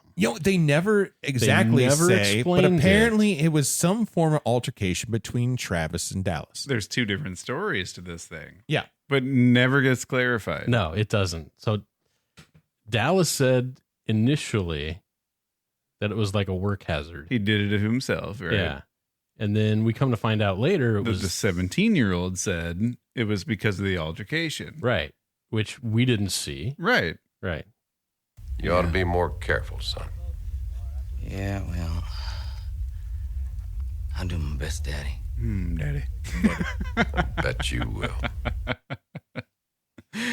What was going on there between Dallas and Waters? There was some energy. Damn. As the movie went on, I liked Dallas more and more. Absolutely. Yeah. Yeah, he really started off the movie as kind of a punk. But again, when we get to this point, we realize whatever his past might be, whatever his beef with Travis might be, he's probably the only guy in the crew who's actually thinking pragmatically about what the situation is. Right. Right. Yeah. Like he knows what's going to happen. These guys are only here to solve a crime.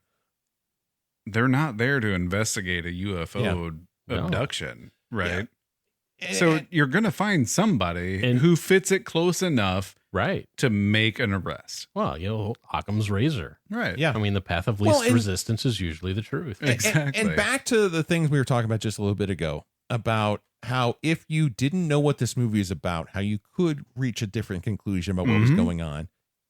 Whenever they first come to the bar after flying like, a bat out of hell down the hill, what Mike tells the guys is not everyone needs to tell the truth.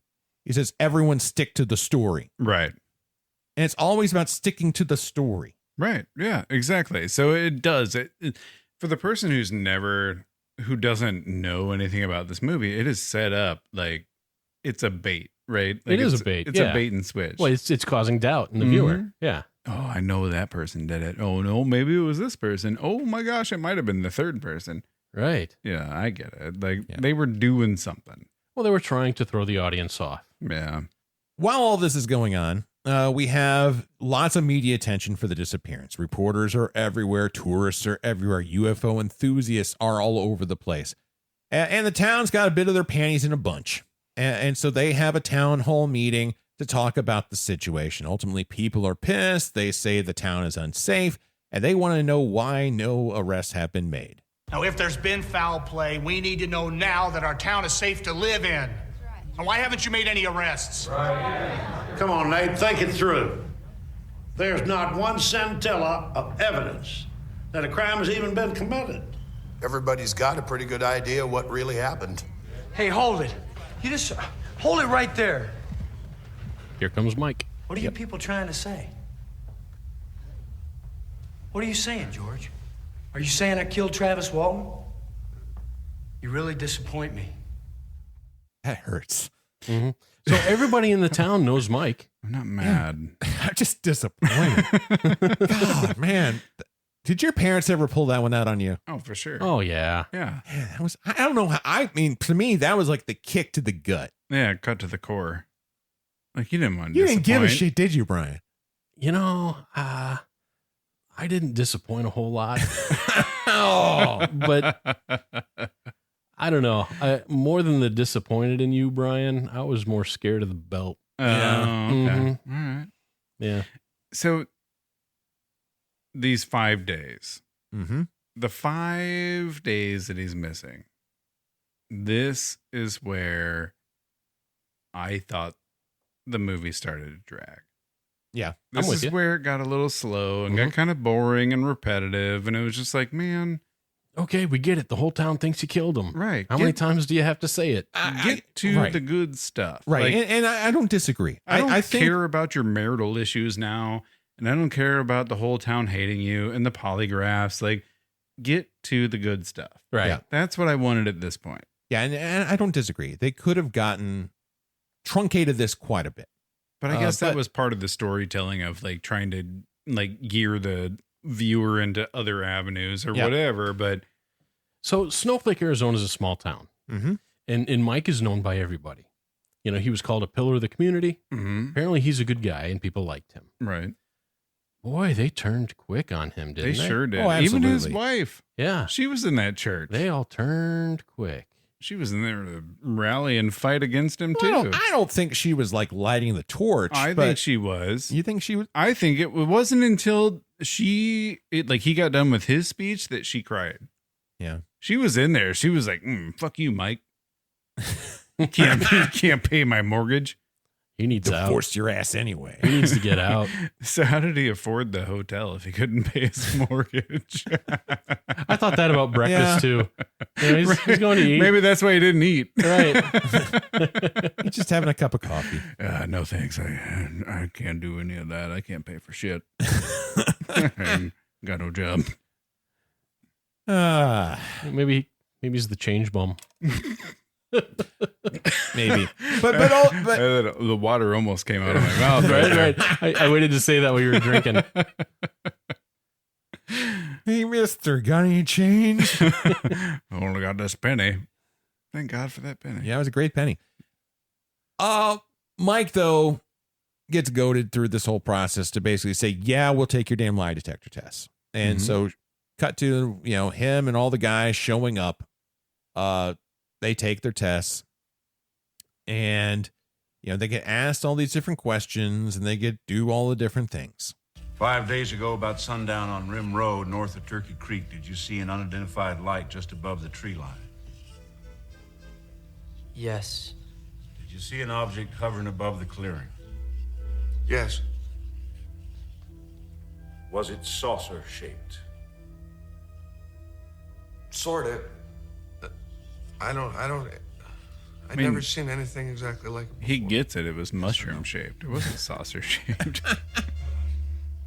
I'd have to say no. As the questions are being asked, they kind of move the camera and the shot back and forth. So we see the guy ask the question and we cut back to like one guy. Then we go back to the whatever he might be dotting things on. He asks a question. He comes back as a different guy. And it kind of helps move this process along. Right. Because it's a long one. Yeah.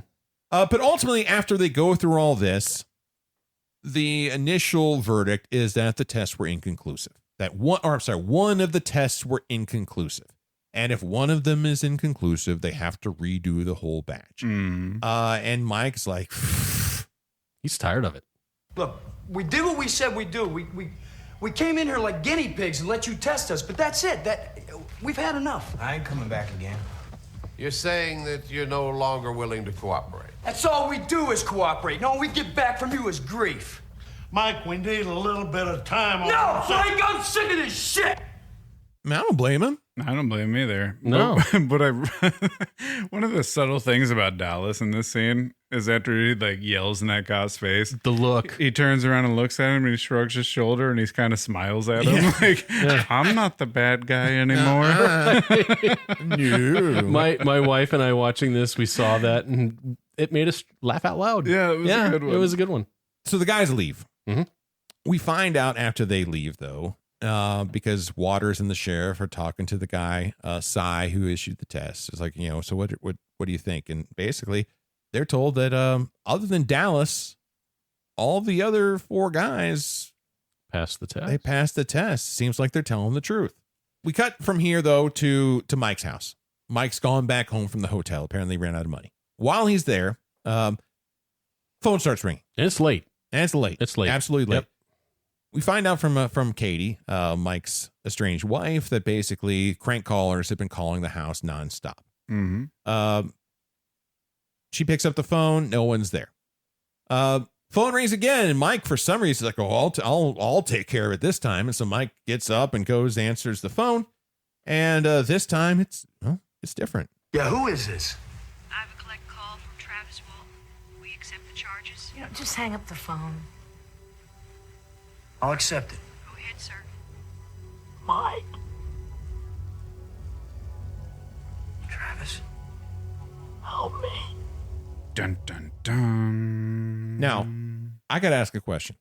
Let's just forget about the fact that maybe we were all three out in the field and one of us was maybe taken by an alien.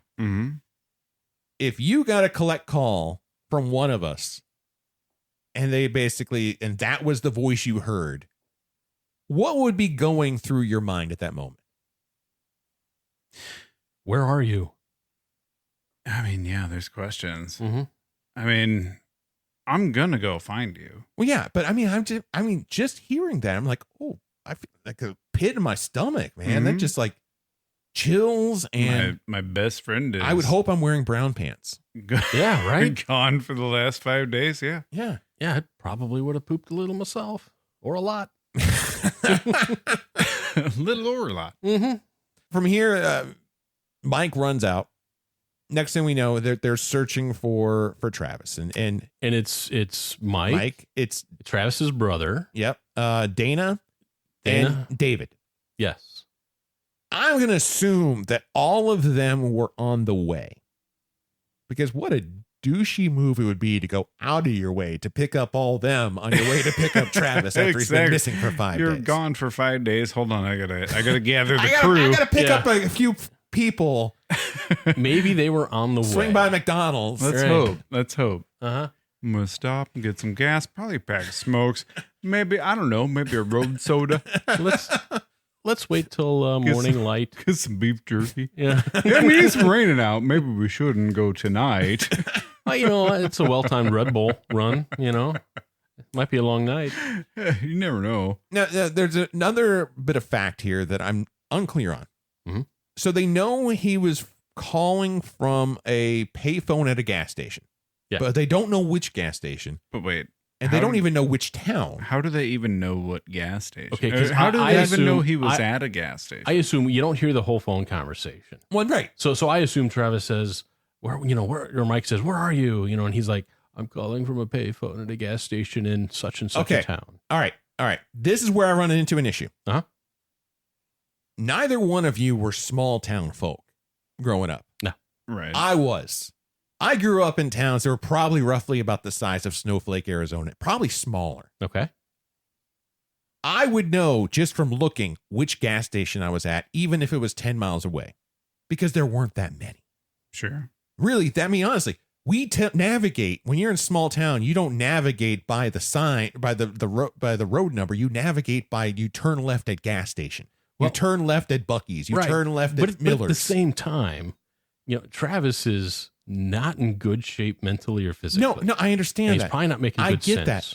But if he was in a gas station that Mike knew that from memory that there was a gas station in that town, my guess is Travis did too. And he wouldn't just know like, oh, I'm at a payphone at a gas station.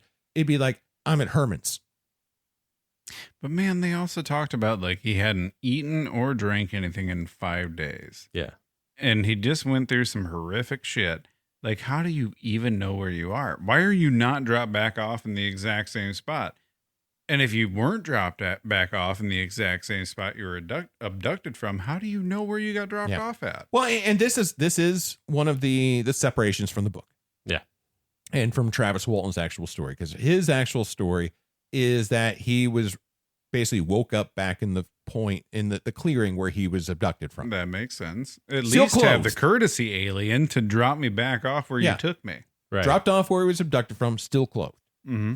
So this being dropped off, who knows where, and we don't know where. I doubt they pulled up at the gas station, dropped him off there. He probably had to walk his way from the gas for wherever he got dropped off to the gas station. That's what I assume. Yeah. But I mean, it would be convenient if they dropped him off at a gas station. So, but there's he doesn't. If he doesn't know where he's at enough to say I'm at Herman's or I'm at Miller's, he just says I'm at a payphone at a gas station. How do they even know that payphone at a gas station is anywhere in their vicinity? It could have been in Delaware. Yeah, for sure. Like, that's what I mean. Like, how does he know? I mean, since we didn't hear the phone conversation, we don't know. So you have to if make he's the assumption, He's right? like, I'm at a payphone at a gas station in such and such a town. Maybe. I don't know. But it would have been it would have closed that loop if we'd have heard a little bit more. Because again, the part that throws it off here for me is the fact that Mike has any degree of uncertainty of where Travis is. Give a street name. You know what I mean? Like, there's a street sign on the corner. Because if there would have been, we didn't need to hear the conversation. But the fact that Mike has uncertainty about what gas stations he's at, he knows he's at some gas station at a payphone. means that there was a vagueness in the conversation. Right. Well, which heightened the anxiety for the movie viewer. Yeah. When they go to the payphone at the first gas station and he's not there. And then, Mike's like, oh, wait, there's another gas station on the north side of town that's got a payphone. And then, they go there. Maybe it was just to take the audience on a ride. Maybe. Yeah, probably. I don't know. I don't think it was necessary. I agree. And I don't think it aligns with small town reality. It was a big enough shock that he could be back. Yeah. That they should have just relied on that. Sure. And not the ambiguity of now we're searching for him, even though he called us from a phone. Yep. Right. Yeah. I agree. But ultimately, they do find him. Mm-hmm. Bare ass naked. Huddled next to an ice machine. Travis, it's us. Hey, man. Travis, what's wrong? Hey, Travis, it's Mike. Hey, it's your partner. You remember me? Travis, your partner. MT Motors. Harleys.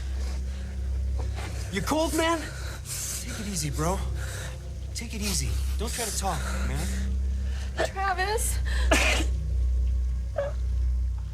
And Travis at this point is like a shell of a human being. Right. Yeah. He is completely shell shocked. He can't get any words out. All he can do is motion that he needs water. And he's just traumatized to the nth degree. Yeah, that's some severe PTSD. And then we're going to come upon my biggest issue with the entire movie. Well, they get him into a bathroom to be able to start drinking. And their first phone call. This is dumb. That's the stupidest part of this movie. Their first phone call is not to the ambulance. Their first phone call is to Jarvis, the guy from afar, the UFO researcher who Mike met on the street. Yep. Why the hell would you call that guy? I'm calling the cop. I'm calling Waters. I'm calling an ambulance. Right. I'm calling 911. We found him. And he's in bad shape. Yeah. Let's get him help now. So interestingly, and this is definitely, there's some drama. This is where that screenwriter liberties come in. Yep. Because from what Walton's his account of this experience was that the phone operator listened in on the collect call to Mike and immediately called the sheriff and recognized the name and immediately called the sheriff. Yeah. So authorities were there pretty quickly. Right. But anyway, that didn't make as good of a movie. No. So in the movie, here comes the UFO investigator. And I'm just going to put it out there. Jarvis sucks dick. Yeah, he's a Mr. dude. Walton. Mr. Walton, thank you. Mr. Walton, did you make contact with alien? Were you taken to another planet, to a mothership? Like, why would you do this right now? How did they communicate with you? Stop it! Just leave him What is this alone. man in the movie? Okay, look, you've got two choices. You can either be quiet or step outside. And while all this is going on, Travis is borderline catatonic. Yep. He's non-communicative. He is just staring out the window. I think it just looks like he's just afraid the aliens are going to show back up any second. Mm-hmm. Jarvis goes on asking all these questions. Eventually, Mike and the family all get him out of there, and they do what they should have done to begin with, and they call 911. And we cut immediately to Travis being wheeled into the emergency room. Flashback. Yep. Yeah. And this then triggers, a series of flashback kind of moments as Travis is being rolled through the hallways. With the lights going by. The people standing by, the doctor's looking over him, the lights over top. They all kind of trigger this little PTSD glimpses. I thought they did a really good job with those flashbacks. I thought so too. Like it was really good editing and as really well shot too. And as the viewer, you're like really interested. Mhm. Yeah, I want to know what the hell happened to him. show me the rest. Yeah. Right. And they took their time getting there. Yeah. Mm-hmm. Yeah. And the tension is building. We know something's going on. I mean, and nothing else at this point. We know Travis wasn't murdered. Right. Even if you were on the murder train before, you know that's not it. So now you're just feeling the tension. You're like, well, I don't know why this guy's all fucked up, but he is fucked up. But once this chaos kind of comes to a close, we see Travis in a room by himself. Mike sneaks in, not supposed to be there. And Travis initially is not responsive, but Mike is just trying to talk to him. He tells him that him and Katie probably won't make it, but Katie tells Travis that Dana still loves him. He says he felt awful when he went back up to the mountain and couldn't find him. This part pissed me off. Yeah. Because not only, like, if I were Travis, I'd be pissed at Mike for leaving me too. Because like I said, I wouldn't leave you guys. Right. Thank you. But then Mike blames him for it. Right. And I think that You shouldn't have got out of the truck. Yeah. In fact. You came back?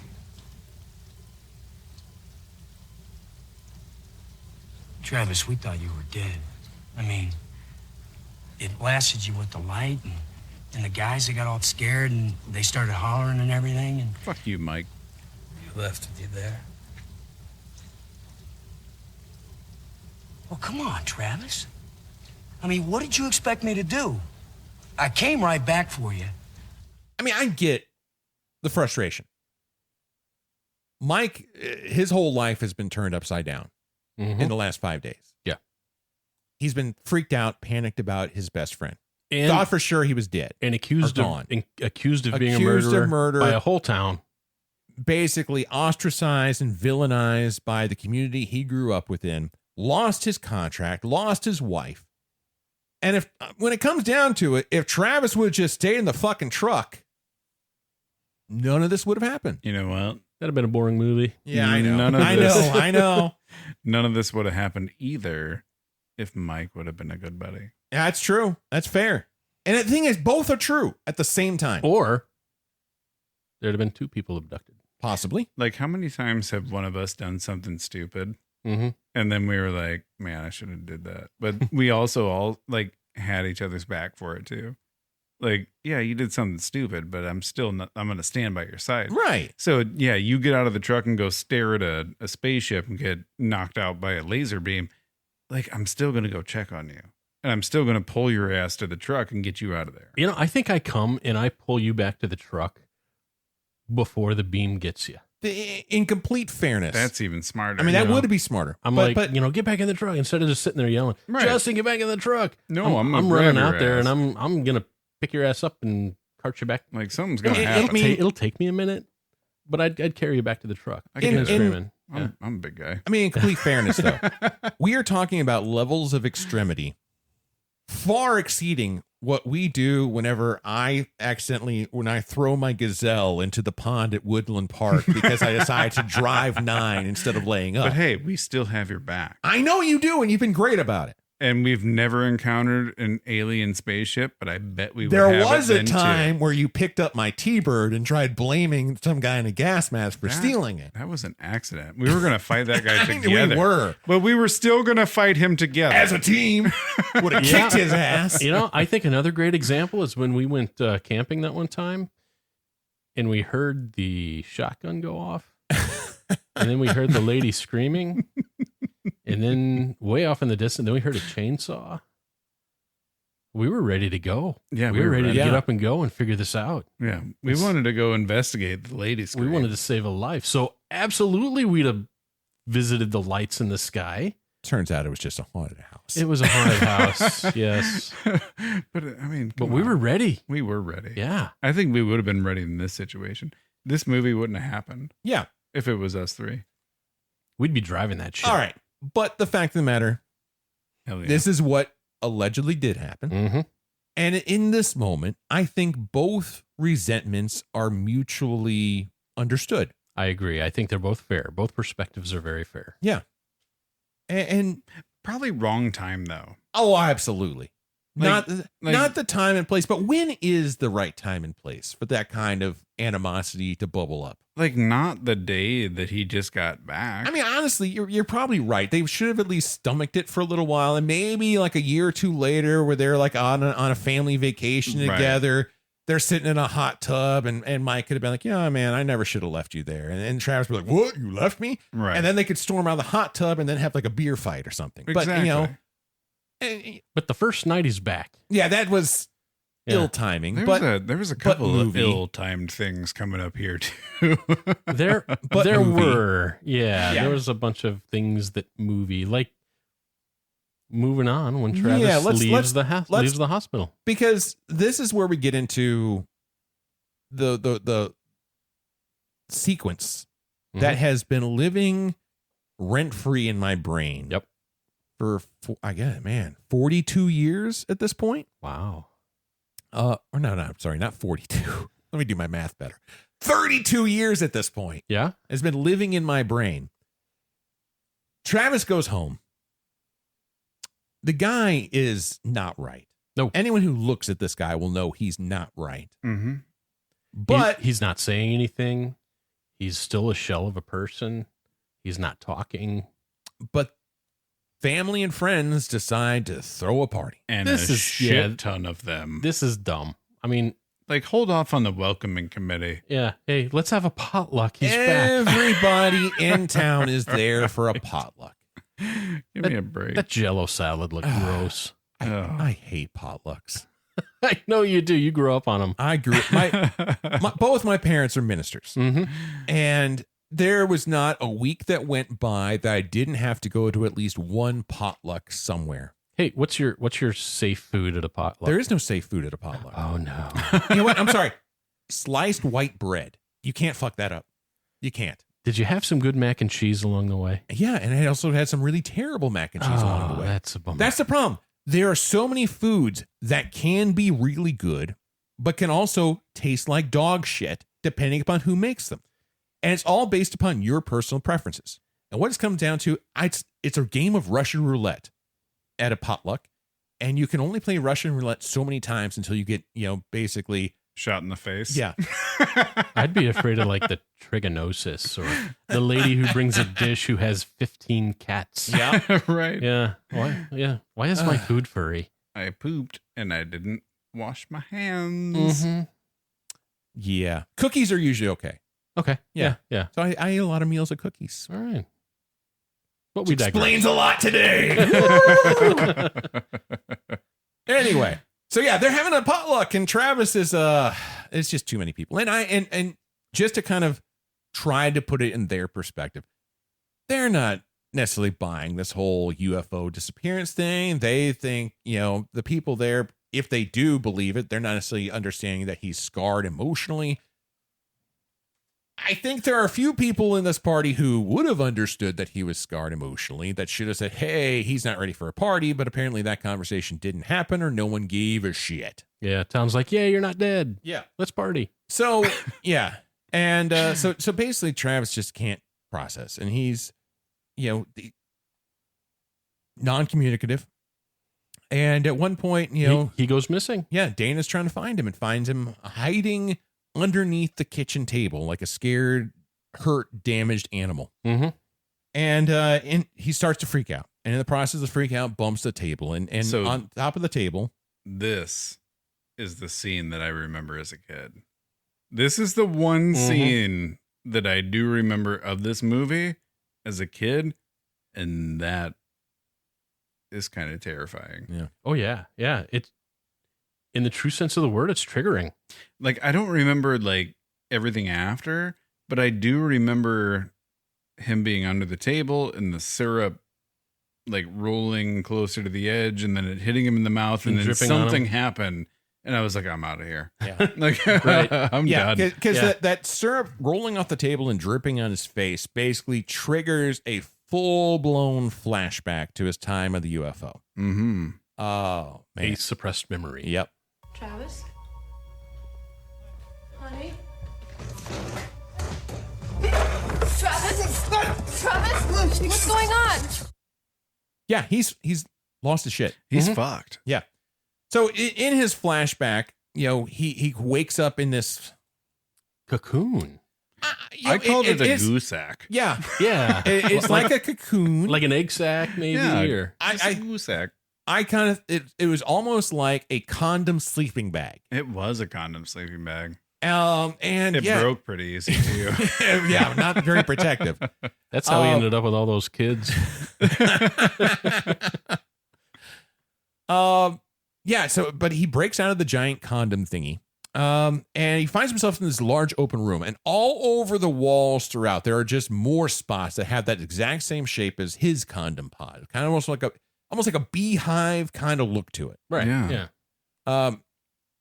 He gets out, he's kind of floating weightlessly. So it's like semi-weightlessness. Yeah. Yeah. So I'm really curious how they shot that entire weightlessness So scene. they built out this entire thing. Uh-huh. And it's like a harness rig, and you can tell because it's his legs are the only thing that are kind of floating. Yeah. Because he's holding him, supporting himself down by his hands, and so navigating his hands are clearly, or the front half is heavier than his back half when you watch it. So it's clear he's got some kind of harness that's basically lifting him up by his legs or his waist, and kind of holding him. And then the set that they built was it was a build out. It was a full set build where it was tilting and moving, and they do with a lot of camera work. They kind of changed different things. And I'll give major kudos to two different departments here. The cinematography department, amazing work. Yeah. The creativity caption is the sound design department. Oh, that was amazing. The layers of sound upon sound, as well as the soundtrack here, because we haven't really touched on it, but there's the score throughout this movie is pretty subtle. It's pretty subdued. And as I've said many times in previous episodes, if you don't notice it, they did a good job. Yeah. And honestly, it adds, it enhances, but it doesn't distract. Right. And in these moments, it just kind of all comes together, and there's they build the horror without even having to show it. Or without saying anything. Yeah. Well, the thing that I thought was really impressive about that whole thing, like whether you could tell his legs were suspended or not, it looked better than some of the green screens you see today even. And I'm like, man, like, right. Yeah, there was no CGI in this movie. No CGI. Like, all practical. Really impressive.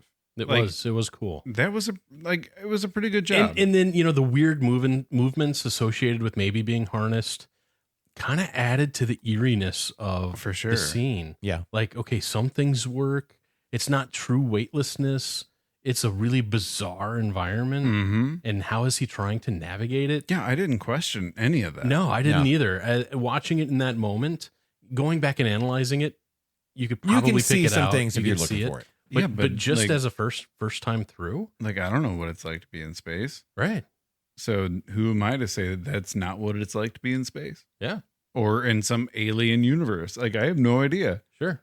Maybe it's just weird movements. I thought it all came together and it added to the ambiance of the scene. Yeah. Yeah, for sure. He kind of is moving around this room, this hive-like space where clearly there's other pods that are in here. And at one point he actually does, accidentally propel himself through one. Right. Smack dab into the middle of a decomposing human body. Could you imagine? Like, you wake up in a goose sack and then you fall into a different goose sack with a body that's like being digested. Oh yeah, and you're like, oh my God, that's me. Yeah. That's gonna be me. If he would have stayed in that goose sack, he would have been digested too. Yeah. I mean, we don't know. But yeah, maybe. Creepy. Yeah. So he navigates his way through the ship, floating and guiding himself by his hands along the wall, until he finds this room that looks like there's multiple aliens inside.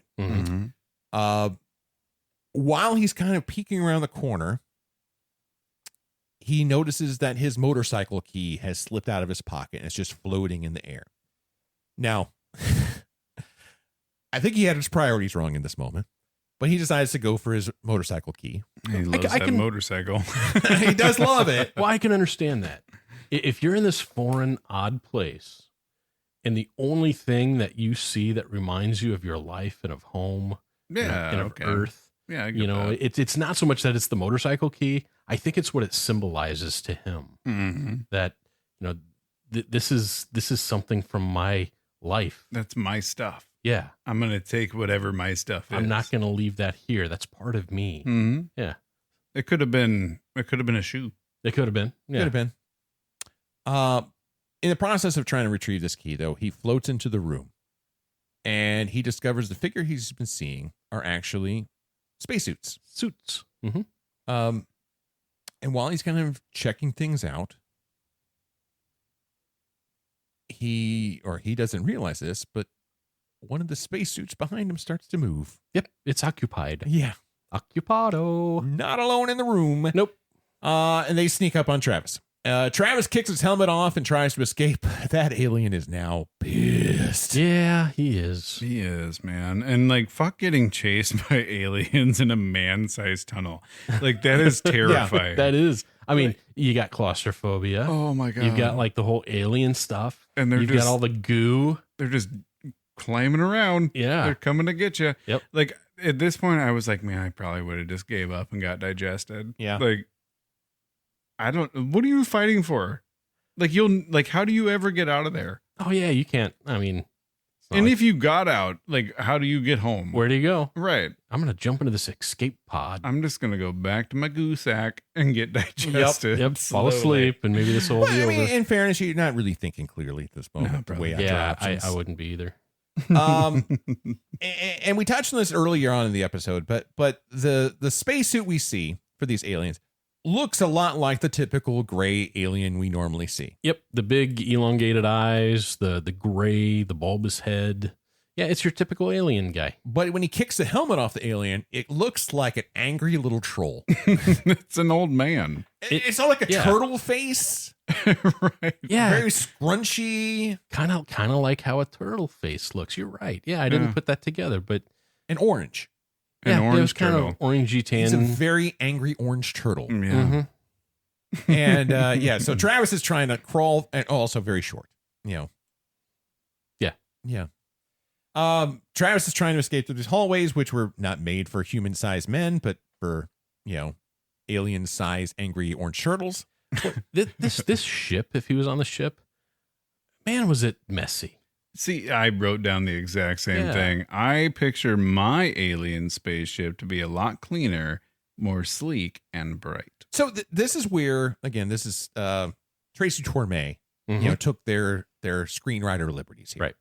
Because Travis Walton's account on this is that it was a very clean, sterile, sleek-looking spaceship. Mm-hmm.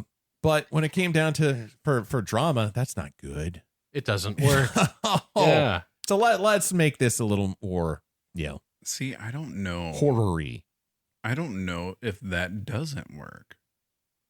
If something is like super bright and white and sterile, that is almost as creepy to me. Yeah. Is Green something Means that's Go, it was super bright and sterile. right. Yeah. And a little tinge of green. A little bit. A lot. But you know what I mean? Like, you could go both ways. Like, it could be dingy and gross, or it could be like super clean, and both are kind of creepy. Yeah. Oh, I agree. Like, there's no middle ground there. This one was super messy. One of my favorite parts is when he's being dragged through the hallway, and he's got his arms out trying to stop himself, and he's just stirring up the crap that's left behind. Boots go floating through the air, glasses floating through the air. Books. There's a pair of glasses. There's a shoe just floating there. There's all these remnants of Earth. Right. And in such disrepair. And he's like, holy crap. I'm going to be disrepaired. So yeah. Where my mind goes to when I see all this, I almost think like a Civil War trauma hospital, where it's so much chaos, and it's like, they're hacking off arms and limbs. It's not the most sterile environment. No. Right. It's a lot of, very rudimentary, chaotic, gross disgustingness. They barely knew what gangrene was. They definitely didn't know what antibiotics were. Or sterilization. Yeah. And that's what it feels like, except for an advanced alien culture. Yeah, I get that vibe too. Yeah.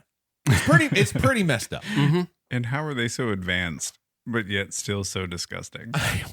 Maybe they're advanced beyond giving a shit. I guess so. Maybe their own living quarters were sterile and nice and clean. Yeah, we don't But see where that. they kept the dirty humans. We don't get the tour of the whole vessel. That's true. No. That is true. Nor do we know if it's a vessel. We're not quite sure what this is. Yeah. Right. But so the angry turtle orange guy, they grabs Travis by the foot and just drags him through the hallway. Drags him into this room where they basically hold him down on this table. And this is the moment where the full horror part kicks in for me. This was pretty cool. Yeah. Whoever thought of this was pretty neat. So they pull this giant condom-like sheet over top of him, and then the table sucks all the air out from it, basically vacuuming him down to the table. Yes. And then, if that weren't messed up enough, they pull a second sheet over his face, and that gets sucked down to the table while he's screaming, yelling all he can. But once he's, but at that point, can't go anywhere. Right. They then pull out a knife, cut a slit for his eye, cut a slit for his mouth, cram a giant pile of goop in his mouth, put some little cranky thing in his mouth, put some apparatus on his eye, shove some spike into his neck. And then the true thing and his ear. Yeah. And then the true horrors kick in. Yep. as the apparatus comes down from the ceiling. Yeah, they bathed amongst this bright white light. They flood his eye with this white goo. Yeah, the milky kind of thing. Yeah. Don't ask me what I thought it looked like. Yeah, no, I know. You don't have to say. Yeah, we all know. And so now you have his view looking through this opaque substance, and everything's cloudy and everything's gooey. So you're looking through his eyes, and then you see it. Yeah, I mean, it is super creepy. It is. And it's just this device comes down. It attaches itself to the probes in his mouth and his neck, and this needle just starts making a beeline for his eyeball. Mm-hmm. And his eye is propped open with this clamp that has these little hooks to keep the eyelids from closing. So he can't even close his eye and not watch this needle come at him. Like, I've never felt so much anxiety. Oh my God. Like, from the time that he started getting sucked down by the sheet, and then like it covers his mouth and he can't breathe, and you see the thing like pulsing in and out of his mouth, and they finally cut that open. I was like, oh my God, I can breathe a little bit. And then everything else happened. It was like, holy cow. How did you even shoot this thing? I don't know. It's disturbing. Yeah. Prepare yourself to be a little freaked out watching this. Yeah. This was all those years later, after seeing this movie in 1993, I remembered everything from this scene. Same. The only difference is I remember this scene being longer. I feel like, and again, it's just the way time distorts things. Sure. I was just, this incident always in my memory accounted for a bigger part of the film than what it actually does. But even in this small amount, oh, damn, it's disturbing. Yeah, it sure is. Viewer beware. Like, I can see why he has PTSD. Yeah. Like, my God. Oh, absolutely. Oh my God. Oh, I just said the absolutely word. Absolutely. But I think it was appropriate right there. I've said it a few times. It's all right. Anything else we want to say about this scene? Oh. No, I don't. Yeah, let's move on from I'm going to this. leave this scene in the past. Yeah. Okay. Yeah. So after this flashback, Travis wakes up in the doctor's office. This is a psychiatrist. Presumably he's gone through some kind of hypnosis to kind of, remember all these things. Waters and the sheriff are there. Waters still thinks it's a hoax. It just seems to me that this whole thing is a very well planned and executed hoax. Hoax? For God's sake, why would they want to do that? Get some attention. Could be as simple as that. Oh, I don't know, Frank. I mean... well, one of these days, they're going to slip up. And when they do, I'm on my way back to Snowflake. All the way from Montana. From the friggin' North Pole, if I have to. So this is what drives me crazy about this story. Because in the next scene, after he leaves, you got Travis playing with a kid. Yep. It's gotta be like, and at this point I didn't realize they answer my question later, because I'm like, how much freaking time has passed at this point? He's got a 2-year-old at least. I said Travis has at least a 2-year-old and another baby on the way. Did I miss something? How much time has passed here? Like, I had no idea. Like, it didn't say 2 years later. Like, right. Nothing. I assume like 3-4 years. Yeah. And they don't say at this point, but clearly several years have passed. Travis and Dana are married. They have, kids, another one on the way. Travis has got to, leave to go to work. We learn that he has traded in his motorcycle for a station wagon. Heck yeah. He's driving down the road and he pulls over and he's looking up, and we're it's almost like a tease. You see him looking up to the sky like maybe there's something in the sky coming for him again. He turns around, drives off, and we actually then cut to the wide shot where we see he was looking up at a motorcycle billboard. Which I'm assuming triggered his memory to MT Motors. MT. Get it? Mike and Travis. MT. MT. Travis goes off, drives, keeps on going, and goes to find his old friend Mike. So this is the other thing that made me question it too. I'm like, dude, like, you're married to Mike's little sister. Uh-huh. And you haven't seen Mike in 2+ years? Yeah. Oh, Mike kind of hermetized himself. He sure did. Well, there's multiple things that kind of add some question marks here. And we'll get to that. What I thought was weird here, though, he gets out of the car. He doesn't ring a doorbell or he doesn't knock on the door. He just steps out of the car and somewhat, in much less than a yell, says, Mike? Just assuming, number one, that Mike's home, and number two, that Mike would hear him. Uh-huh.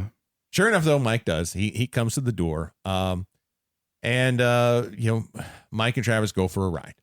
They go to the place where Travis was abducted.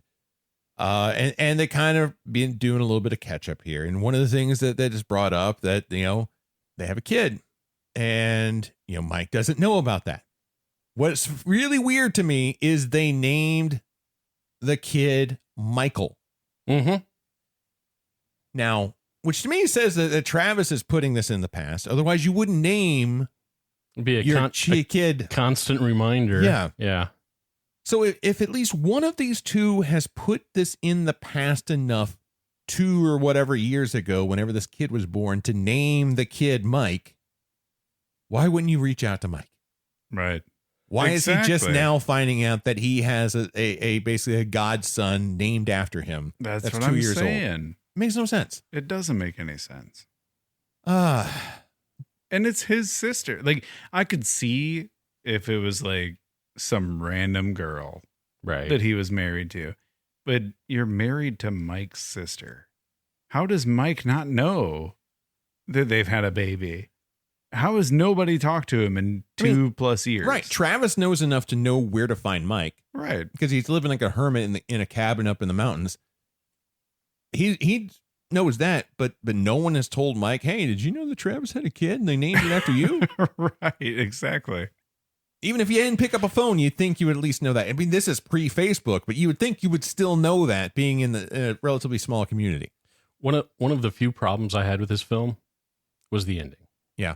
Yeah, big time. Mm-hmm. Because ultimately, even though they haven't talked in 2.5 years, they're back here in the place it all started. And they kind of, talk it out. I've been doing a lot of thinking about what happened. Hell, it was all my fault, Mike. I never should have got out of the truck. Facts. Yeah. Don't be ridiculous. What happened? We can't change that. Well, whatever you did, it's okay. Understand? It's cool. It's cool. Same goes for you. Oh. Yeah. They made peace.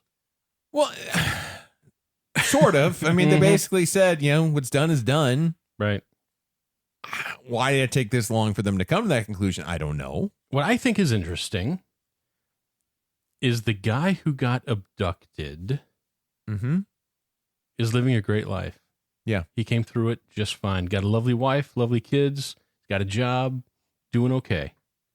The guy who didn't get abducted pretty much had his life ruined. Yeah. Yeah, he sure did. Mm-hmm. He sure did. But of course, how do you go back to that town when the whole town already, I don't know, convicted you of murder? Mm-hmm. He thought they were all his friends. They've known him for forever. He was the pillar of the community. He was. Yeah. And they all turned on him that quick. I'd be really bitter, and I wouldn't go back to that town either. No, a bunch of snakes. Yeah. Oh, I see what you really think. Yeah, screw you guys. Assholes. Yeah, go live in the woods. Screw you guys. I'm going to the woods. Yeah, but ultimately they make their peace. It feels kind of weak. So for me, I like it when a movie really ties that pretty little bow. Mm-hmm. Right. And this didn't do it. Yeah, they tied a bow, but it wasn't a pretty bow. It was like not a pretty bow. It's to me, it was like they took a bunch of baling twine and they kind of jerry rigged a bit of a knot and then duct taped something on top of that and then got a couple wooden spoons and then staple gunned that onto it to make it look like a bow. It's kind of like, hey, we got to finish this thing up. Let's Right. go. Let's Like, go. yeah. What's the quickest route to finishing this movie? Yeah. Right. Somebody looked at their watch and said, "Man, this is dragging. Like, let's wrap it up. Let's wrap." I will say though that Mike looked like a country music star from the 1990s in the scene. Oh, he did. Yeah, he looked awesome. Oh, his hair was Badass. awesome. Yeah, he looked like a really young Willie Nelson. Kinda. I wish I could grow that hair. Yeah. Yeah. Heck yeah. Good looking dude with those blue eyes. Blue eyes. Yeah. But Mike says, we got to go. You got to go to work and I want to get out of here before they come back. And last line of the dialogue of the movie is Travis basically saying, they won't be back. I don't think they like me. And that's the end of the movie. That's it. Final curtain. Yep. That's it. They drive off. We do get a text scroll in which we learn, that at the time of the film's release in 1993, new polygraphs were conducted of Travis, Mike, and Dallas, all of whom passed. And that's the end of the movie. That's it. That's it. Yeah. So anything in particular you guys want to dive into? Okay. Well, as far as the movie's concerned, the ending was shaky. There was some undercooked subplots, but I thought it was pretty good. It was better than I remembered it being when I watched it the first time in 1993. I thought it was a pretty good movie. Justin, what was your feeling for the first time watching this? Are you asking for my final thought? No, just in general, just your general thoughts at this point. It was okay. It was all right. Like I said, I like a movie that ties itself up in a nice little bow and all those loose ends are wrapped up nicely, and it didn't do it. But there was a lot of really good things about it. Mm-hmm. Yeah, I totally agree. I think probably it's worth talking about at least a little bit. Some of the comparison the variance that this had from the actual alleged account or the book. Yep. The book was much more linear. Mm-hmm. This had a bunch of, flashbacks and going back to it. I think that was a big difference between the book and the movie in my perspective. But yeah, I think it was bedazzled for viewership. I think the description of the aliens were different between the book and the movie. The movie made them more ominous looking than he had expressed in the book. That was a big one. The book discusses the polygraph tests in more detail. The movie just kind of, I don't know, there was one scene with it when apparently they did multiple polygraph tests. Mm-hmm. So that was a bit of a difference. And the book ended on a more of a reflective note. The movie tried to end on an emotional note. Mm-hmm. That was a big difference. Aside from, the book also going into the relationship with the fellow loggers a little bit more. I think the movie assumed a lot from the relationships of each other just through play and movie and script writing. But I thought it was obvious that it was jazzed up for the big screen. Book to movie ending. Mm-hmm. What was the bigger difference there? Because I've not read the book. So the book ending was a little bit more pragmatic. Mm. It delved into less of the personal relationships and what happened moving forward from there. The book just kind of ended after the recollection of what happened. There was no after story. Okay. In the book, where the movie kind of tried to make an after story. Right. And okay. It didn't do it in a very good job of it. Yeah, it was pretty abrupt. Yeah, it was. Mm-hmm. One of the other things you brought up just a few moments ago here, Brian, was the linearness of the movie, or the lack thereof, at least in the beginning of the movie.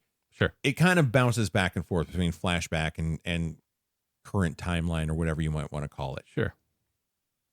Whereas the book, from what you said, follows just a linear story. What advantage do you see in this movie? What benefit did the movie have by kind of breaking up the timeline and going back and forth? Oh, I think it was a technique to heighten the anxiety of the viewer. Mm. I think that was its primary goal. We're gonna hide the good parts. We're gonna put them all in one spot. We're gonna heighten the anxiety of the event of the spaceship coming. We're gonna draw that out from the opening credits when you see the mist and the light, and it lasted forever, and you think maybe that's gonna be the spaceship coming up over the over the treetops. No, it's just a truck hauling balls. But it does create its own anxiety from the get-go with this, truck just driving super erratically, and it's like, well, where are they going? Why are they in a hurry? So I think all the flashbacks were just to heighten the anxiety and the stress on the viewer. Okay. Yeah. What do you think? I mean, I think you're dead on. I think part of it's also, and as Justin has alluded to this as well, that if you did not know what the story of this film was about, and if the idea that Travis was abducted by aliens was not an assumption, you could watch this movie and think of it as a whodunit. And those moments of that kind of playing with that linear timeline where we don't see the spaceship until well into the movie, and we definitely don't see the abduction until way into the movie. There is a doubt that could be there. Sure. But like I said before, if you knew anything about this movie or what it was about, I don't know that whodunit was necessary. Would added anything. It did not. And I think that's where the movie went wrong. Like, if they would have just stuck to like the account of the guy who claims this is what happened, I think it would have been a much better story. Well, and then they could have elongated the ending a little bit, because they would save some time. Like, wrap something up. Yeah. And then they could have gone a little bit further into the aftermath. Yeah, and there are movies that play with that timeline. Memento is probably the best one, where it tells the movie in chunks, but from backwards or from end to beginning. And somehow it still has a defined beginning and end, even though it's going backwards. And they do it in such a way that you don't know what's coming, even though you just saw what happened. And it's ridiculous. And this was made many years before Memento, but I think it's trying, at least for the first half of the movie or the first third of the movie, trying to kind of do that same thing, show you what happened, but show you how we got there. And is trying to get you to believe, oh, well, maybe there's something else that could have happened, but some of the things they show that happened didn't need to happen. Right. Like even just, again, we talked about earlier, the truck driving all like crazy coming to the bar. There was no need for them to be driving crazy coming to the bar. Right. And what was done was done. Yeah. Right. Yeah. Exactly. So, I mean, I think that there was some inconsistency. And why go to the bar? To be honest. I mean, you just needed to get to a phone. Yeah. But you could have gone to any one of those people's houses. But then again, if something like that happens to me, I'm going to want to go someplace where there are other people. Well, like we just said, what was done is done. Yeah. So why make a public spectacle out of it? One of the people I do want to kind of give a little bit of a love to on this movie is Bill Pope. He was the director of photography. Yeah, he did a good job. I think he did a fantastic job. His previous work included one of my favorite movies, Army of Darkness.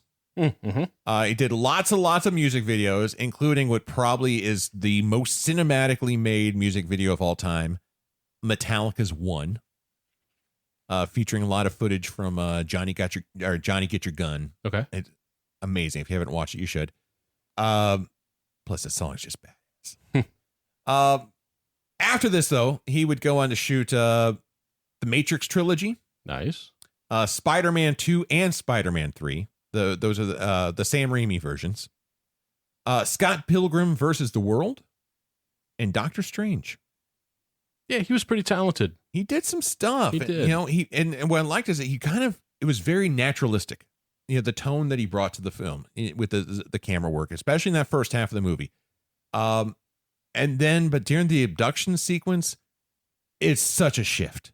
Hard lighting, dark corners, lots of things, and disorienting camera moves. And it just really, that juxtaposition made it even more creepy. Yeah, I agree. Yeah, they did a good job of that. And other people, Mark Isom, the composer. I was gonna call him out for a good job. Yeah. He just subtle at moments to the point you barely notice it, but when you do notice it, it just adds, the score just added to the tension and the suspense. It's restrained. It's haunting. It's deeply atmospheric. But he still throws in these dissonant tones in places to kind of create the discomfort. I think the biggest, I don't know, piece of praise I can give him is everything seemed to fit. Yeah.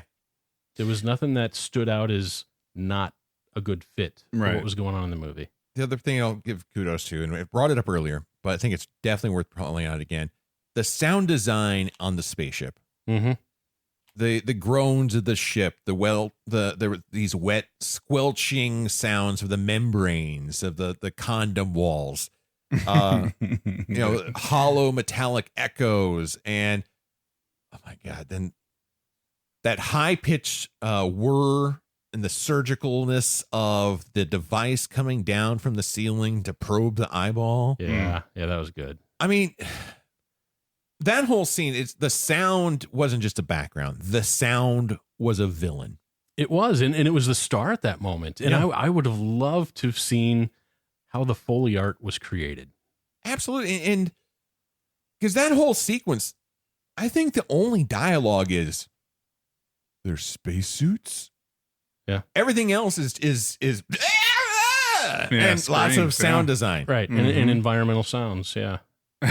Oh my God. Mm-hmm. Yeah. It's unnerving. Like all of it. Yeah. It was just unnerving. And for the audience, if you don't have time to watch this whole movie, just go on and watch the abduction scene. Yeah.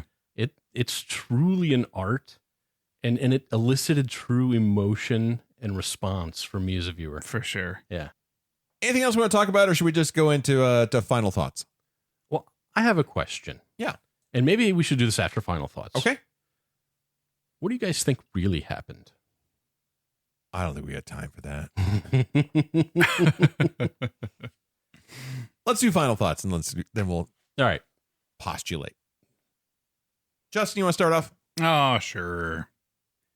All right. So overall, I enjoyed the film, but there were definitely some things that didn't quite land for me. I felt like the movie spent too much time on the 5 days Travis was missing. It started to drag a bit. I would have loved to see more focus on the abduction itself, what actually happened to him on the ship, and how he was returned. Instead, we get a brief, intense sequence, and then suddenly, it's 2 years later and the movie's basically over. It left the story feeling a little unfinished. On the technical side, though, it's solid. The movie looks good, it sounds good, and the soundtrack works. There were a few really cool shot choices, and the practical effects, especially during the alien sequence, were pretty impressive. Acting-wise, no one blew me away, but no one was distractingly bad either. It all worked well enough to keep me engaged. So does it hold up? Sure. Would I go out of my way to watch it again? Probably not. But if it came on TV and I had nothing else going on, I might just stick around for the abduction scene. Man with nothing to hide is a man with nothing to worry about. Brian, what you got? Yeah, well, Justin, I think that's a really fair assessment. I asked myself, the first question, hey, does this really hold up? I thought the movie was pretty good. And I thought what still works is the abduction scene, obviously. I thought the movie did really good with emotional tension. I thought the performances and the cast were really, really good. And then the tone and the atmosphere, the film was pretty haunting. And so I thought the tone was pretty good. Mm-hmm. But what didn't work for me was the pacing. Yeah. I thought it drug.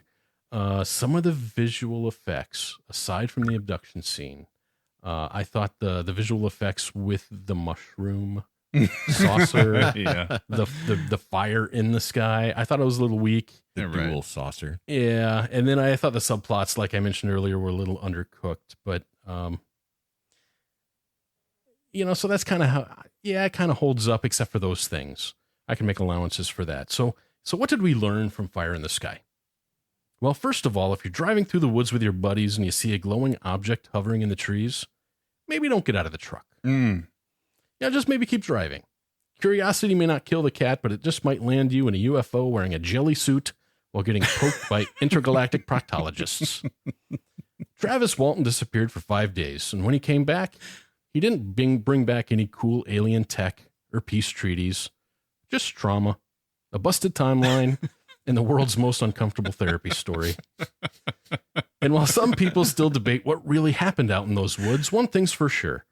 Fire in the Sky made sure nobody ever looked at bright lights in the forest the same way again.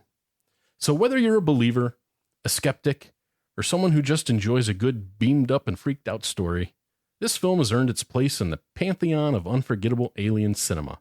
And remember, if you're ever out in the woods and your friend vanishes in a flash of light, just tell the truth, stick together, and maybe keep a tinfoil hat in the glove box.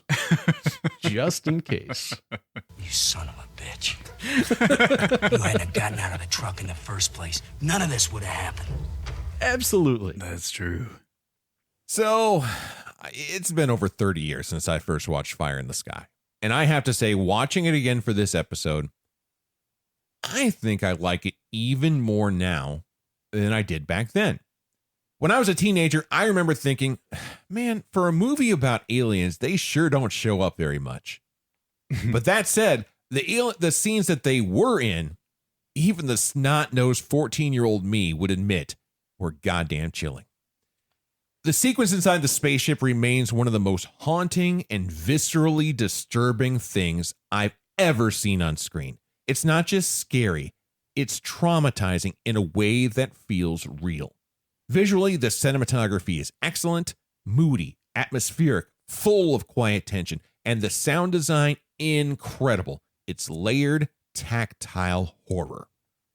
That scene embedded itself in my brain for decades, and I suffer annual PTSD flashbacks to it every time I get my yearly glaucoma test at the optometrist.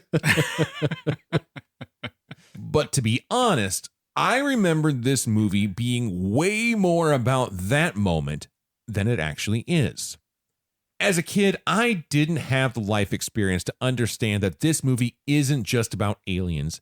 It's really much more about the aftermath, the suspicion, the isolation.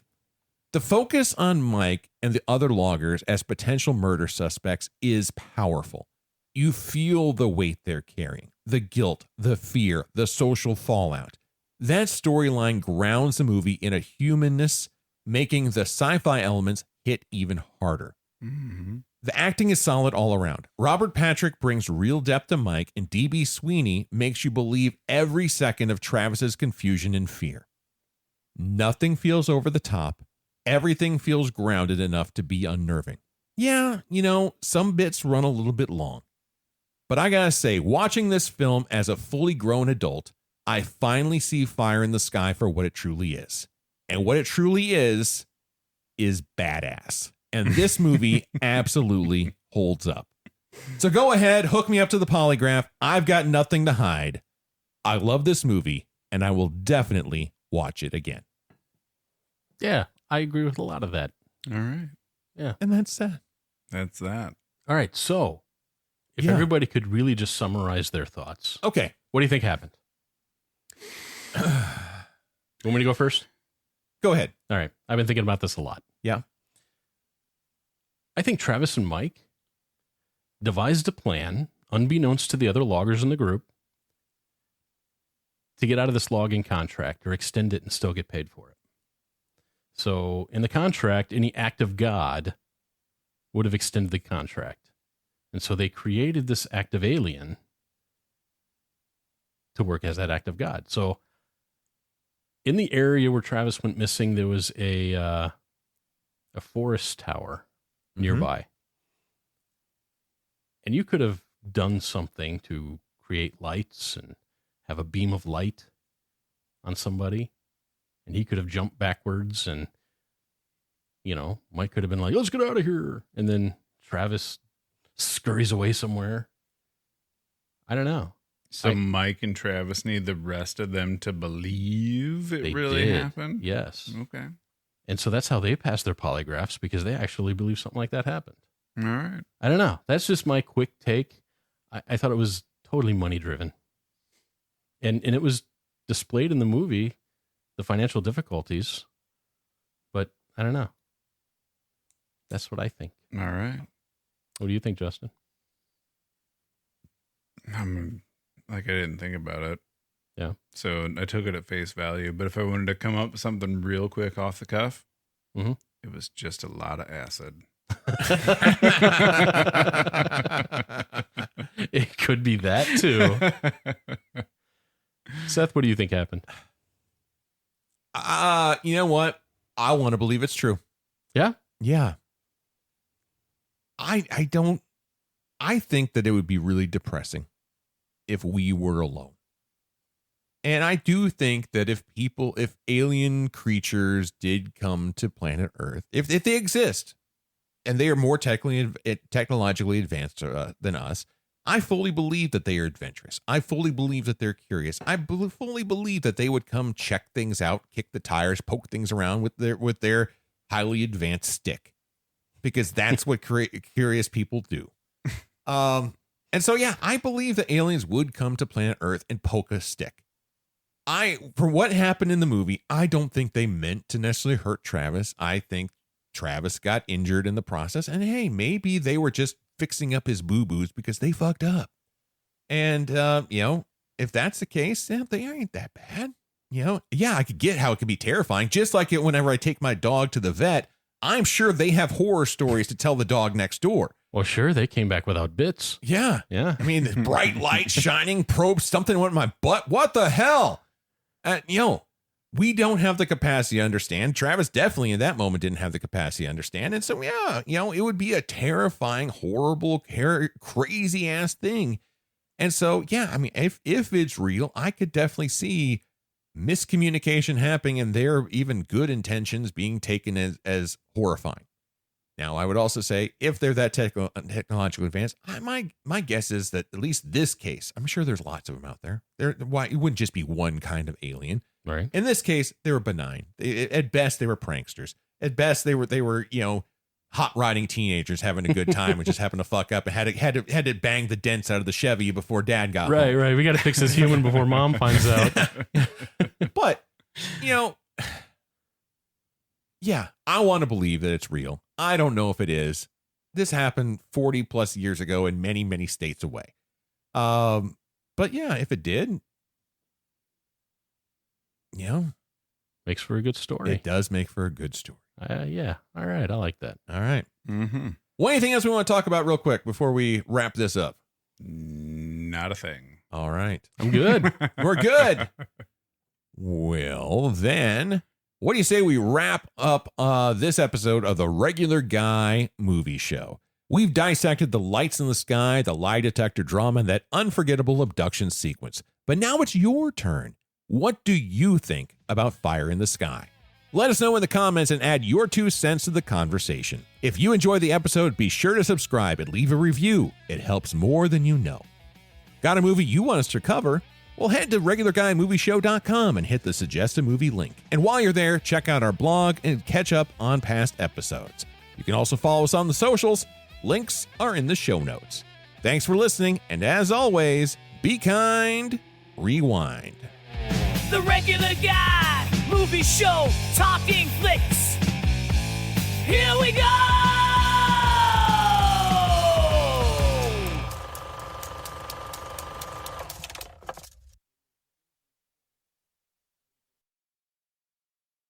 Let's say the 3 of us are out with a 4th buddy. Okay. Let's say Minnesota Joe is here. All right, Minnesota Joe. Here you go. And we are all out and, carousing in the woods at night. Mm-hmm. And Joe got disappeared. Are we going to the bar right away to file this claim, or do we just kind of wait to see if he turns up? I mean, we don't know what happened to him. Right. Maybe what's the rush? I mean, did he just wander off into the woods, or did like a spaceship come down and shoot him with a beam? Well, okay, let's just say, he got hit with the beam. He got zapped and knocked across the field. Oh, I can't wait to tell somebody about that. I can't wait to say, oh my God, guess what I just saw? This is awesome. Well, first of all, Minnesota Joe, I'm not leaving you in the woods. I don't know if I'm leaving anybody in the woods. No, but I'll tell you what, if we did leave him in the woods, all right, and we came back so and we're couldn't all find assholes. him. We're all assholes, no doubt. Okay. But if we came back and we couldn't find him, I don't think I'm rushing to call the police. I'd be like, well, he may have been abducted by aliens. If so, fuck, what am I going to do? And maybe he's just wandering off the wood, in which case, you know what? Let's just all come back here in the morning and search for him. And then if we can't find him, we'll call the police. I mean, you're not wrong. But then I think the police would ask us, hey, you just saw this like event and you didn't even bother to tell anybody about it until the next day? Was it not that big of an event? I mean, I don't know. If I see a spaceship come down and beam somebody with light, I'm like, I got to tell somebody right away before I forget any of the details. Well, honestly, if you said, well, we didn't know what to say, we were afraid we were going to whatever, I don't think that would be, debatable. It wouldn't be that. Well, it's not out of the realm of possibility for someone to just be like, let's sleep this thing off. Yeah. Yeah. Like shock happens. Right. Right. Poor Joe. Yeah. Sorry, Joe. Welcome back to Earth. Yeah. I hope you're Enjoy okay. your probing, Joe. Yeah. Welcome to Earth.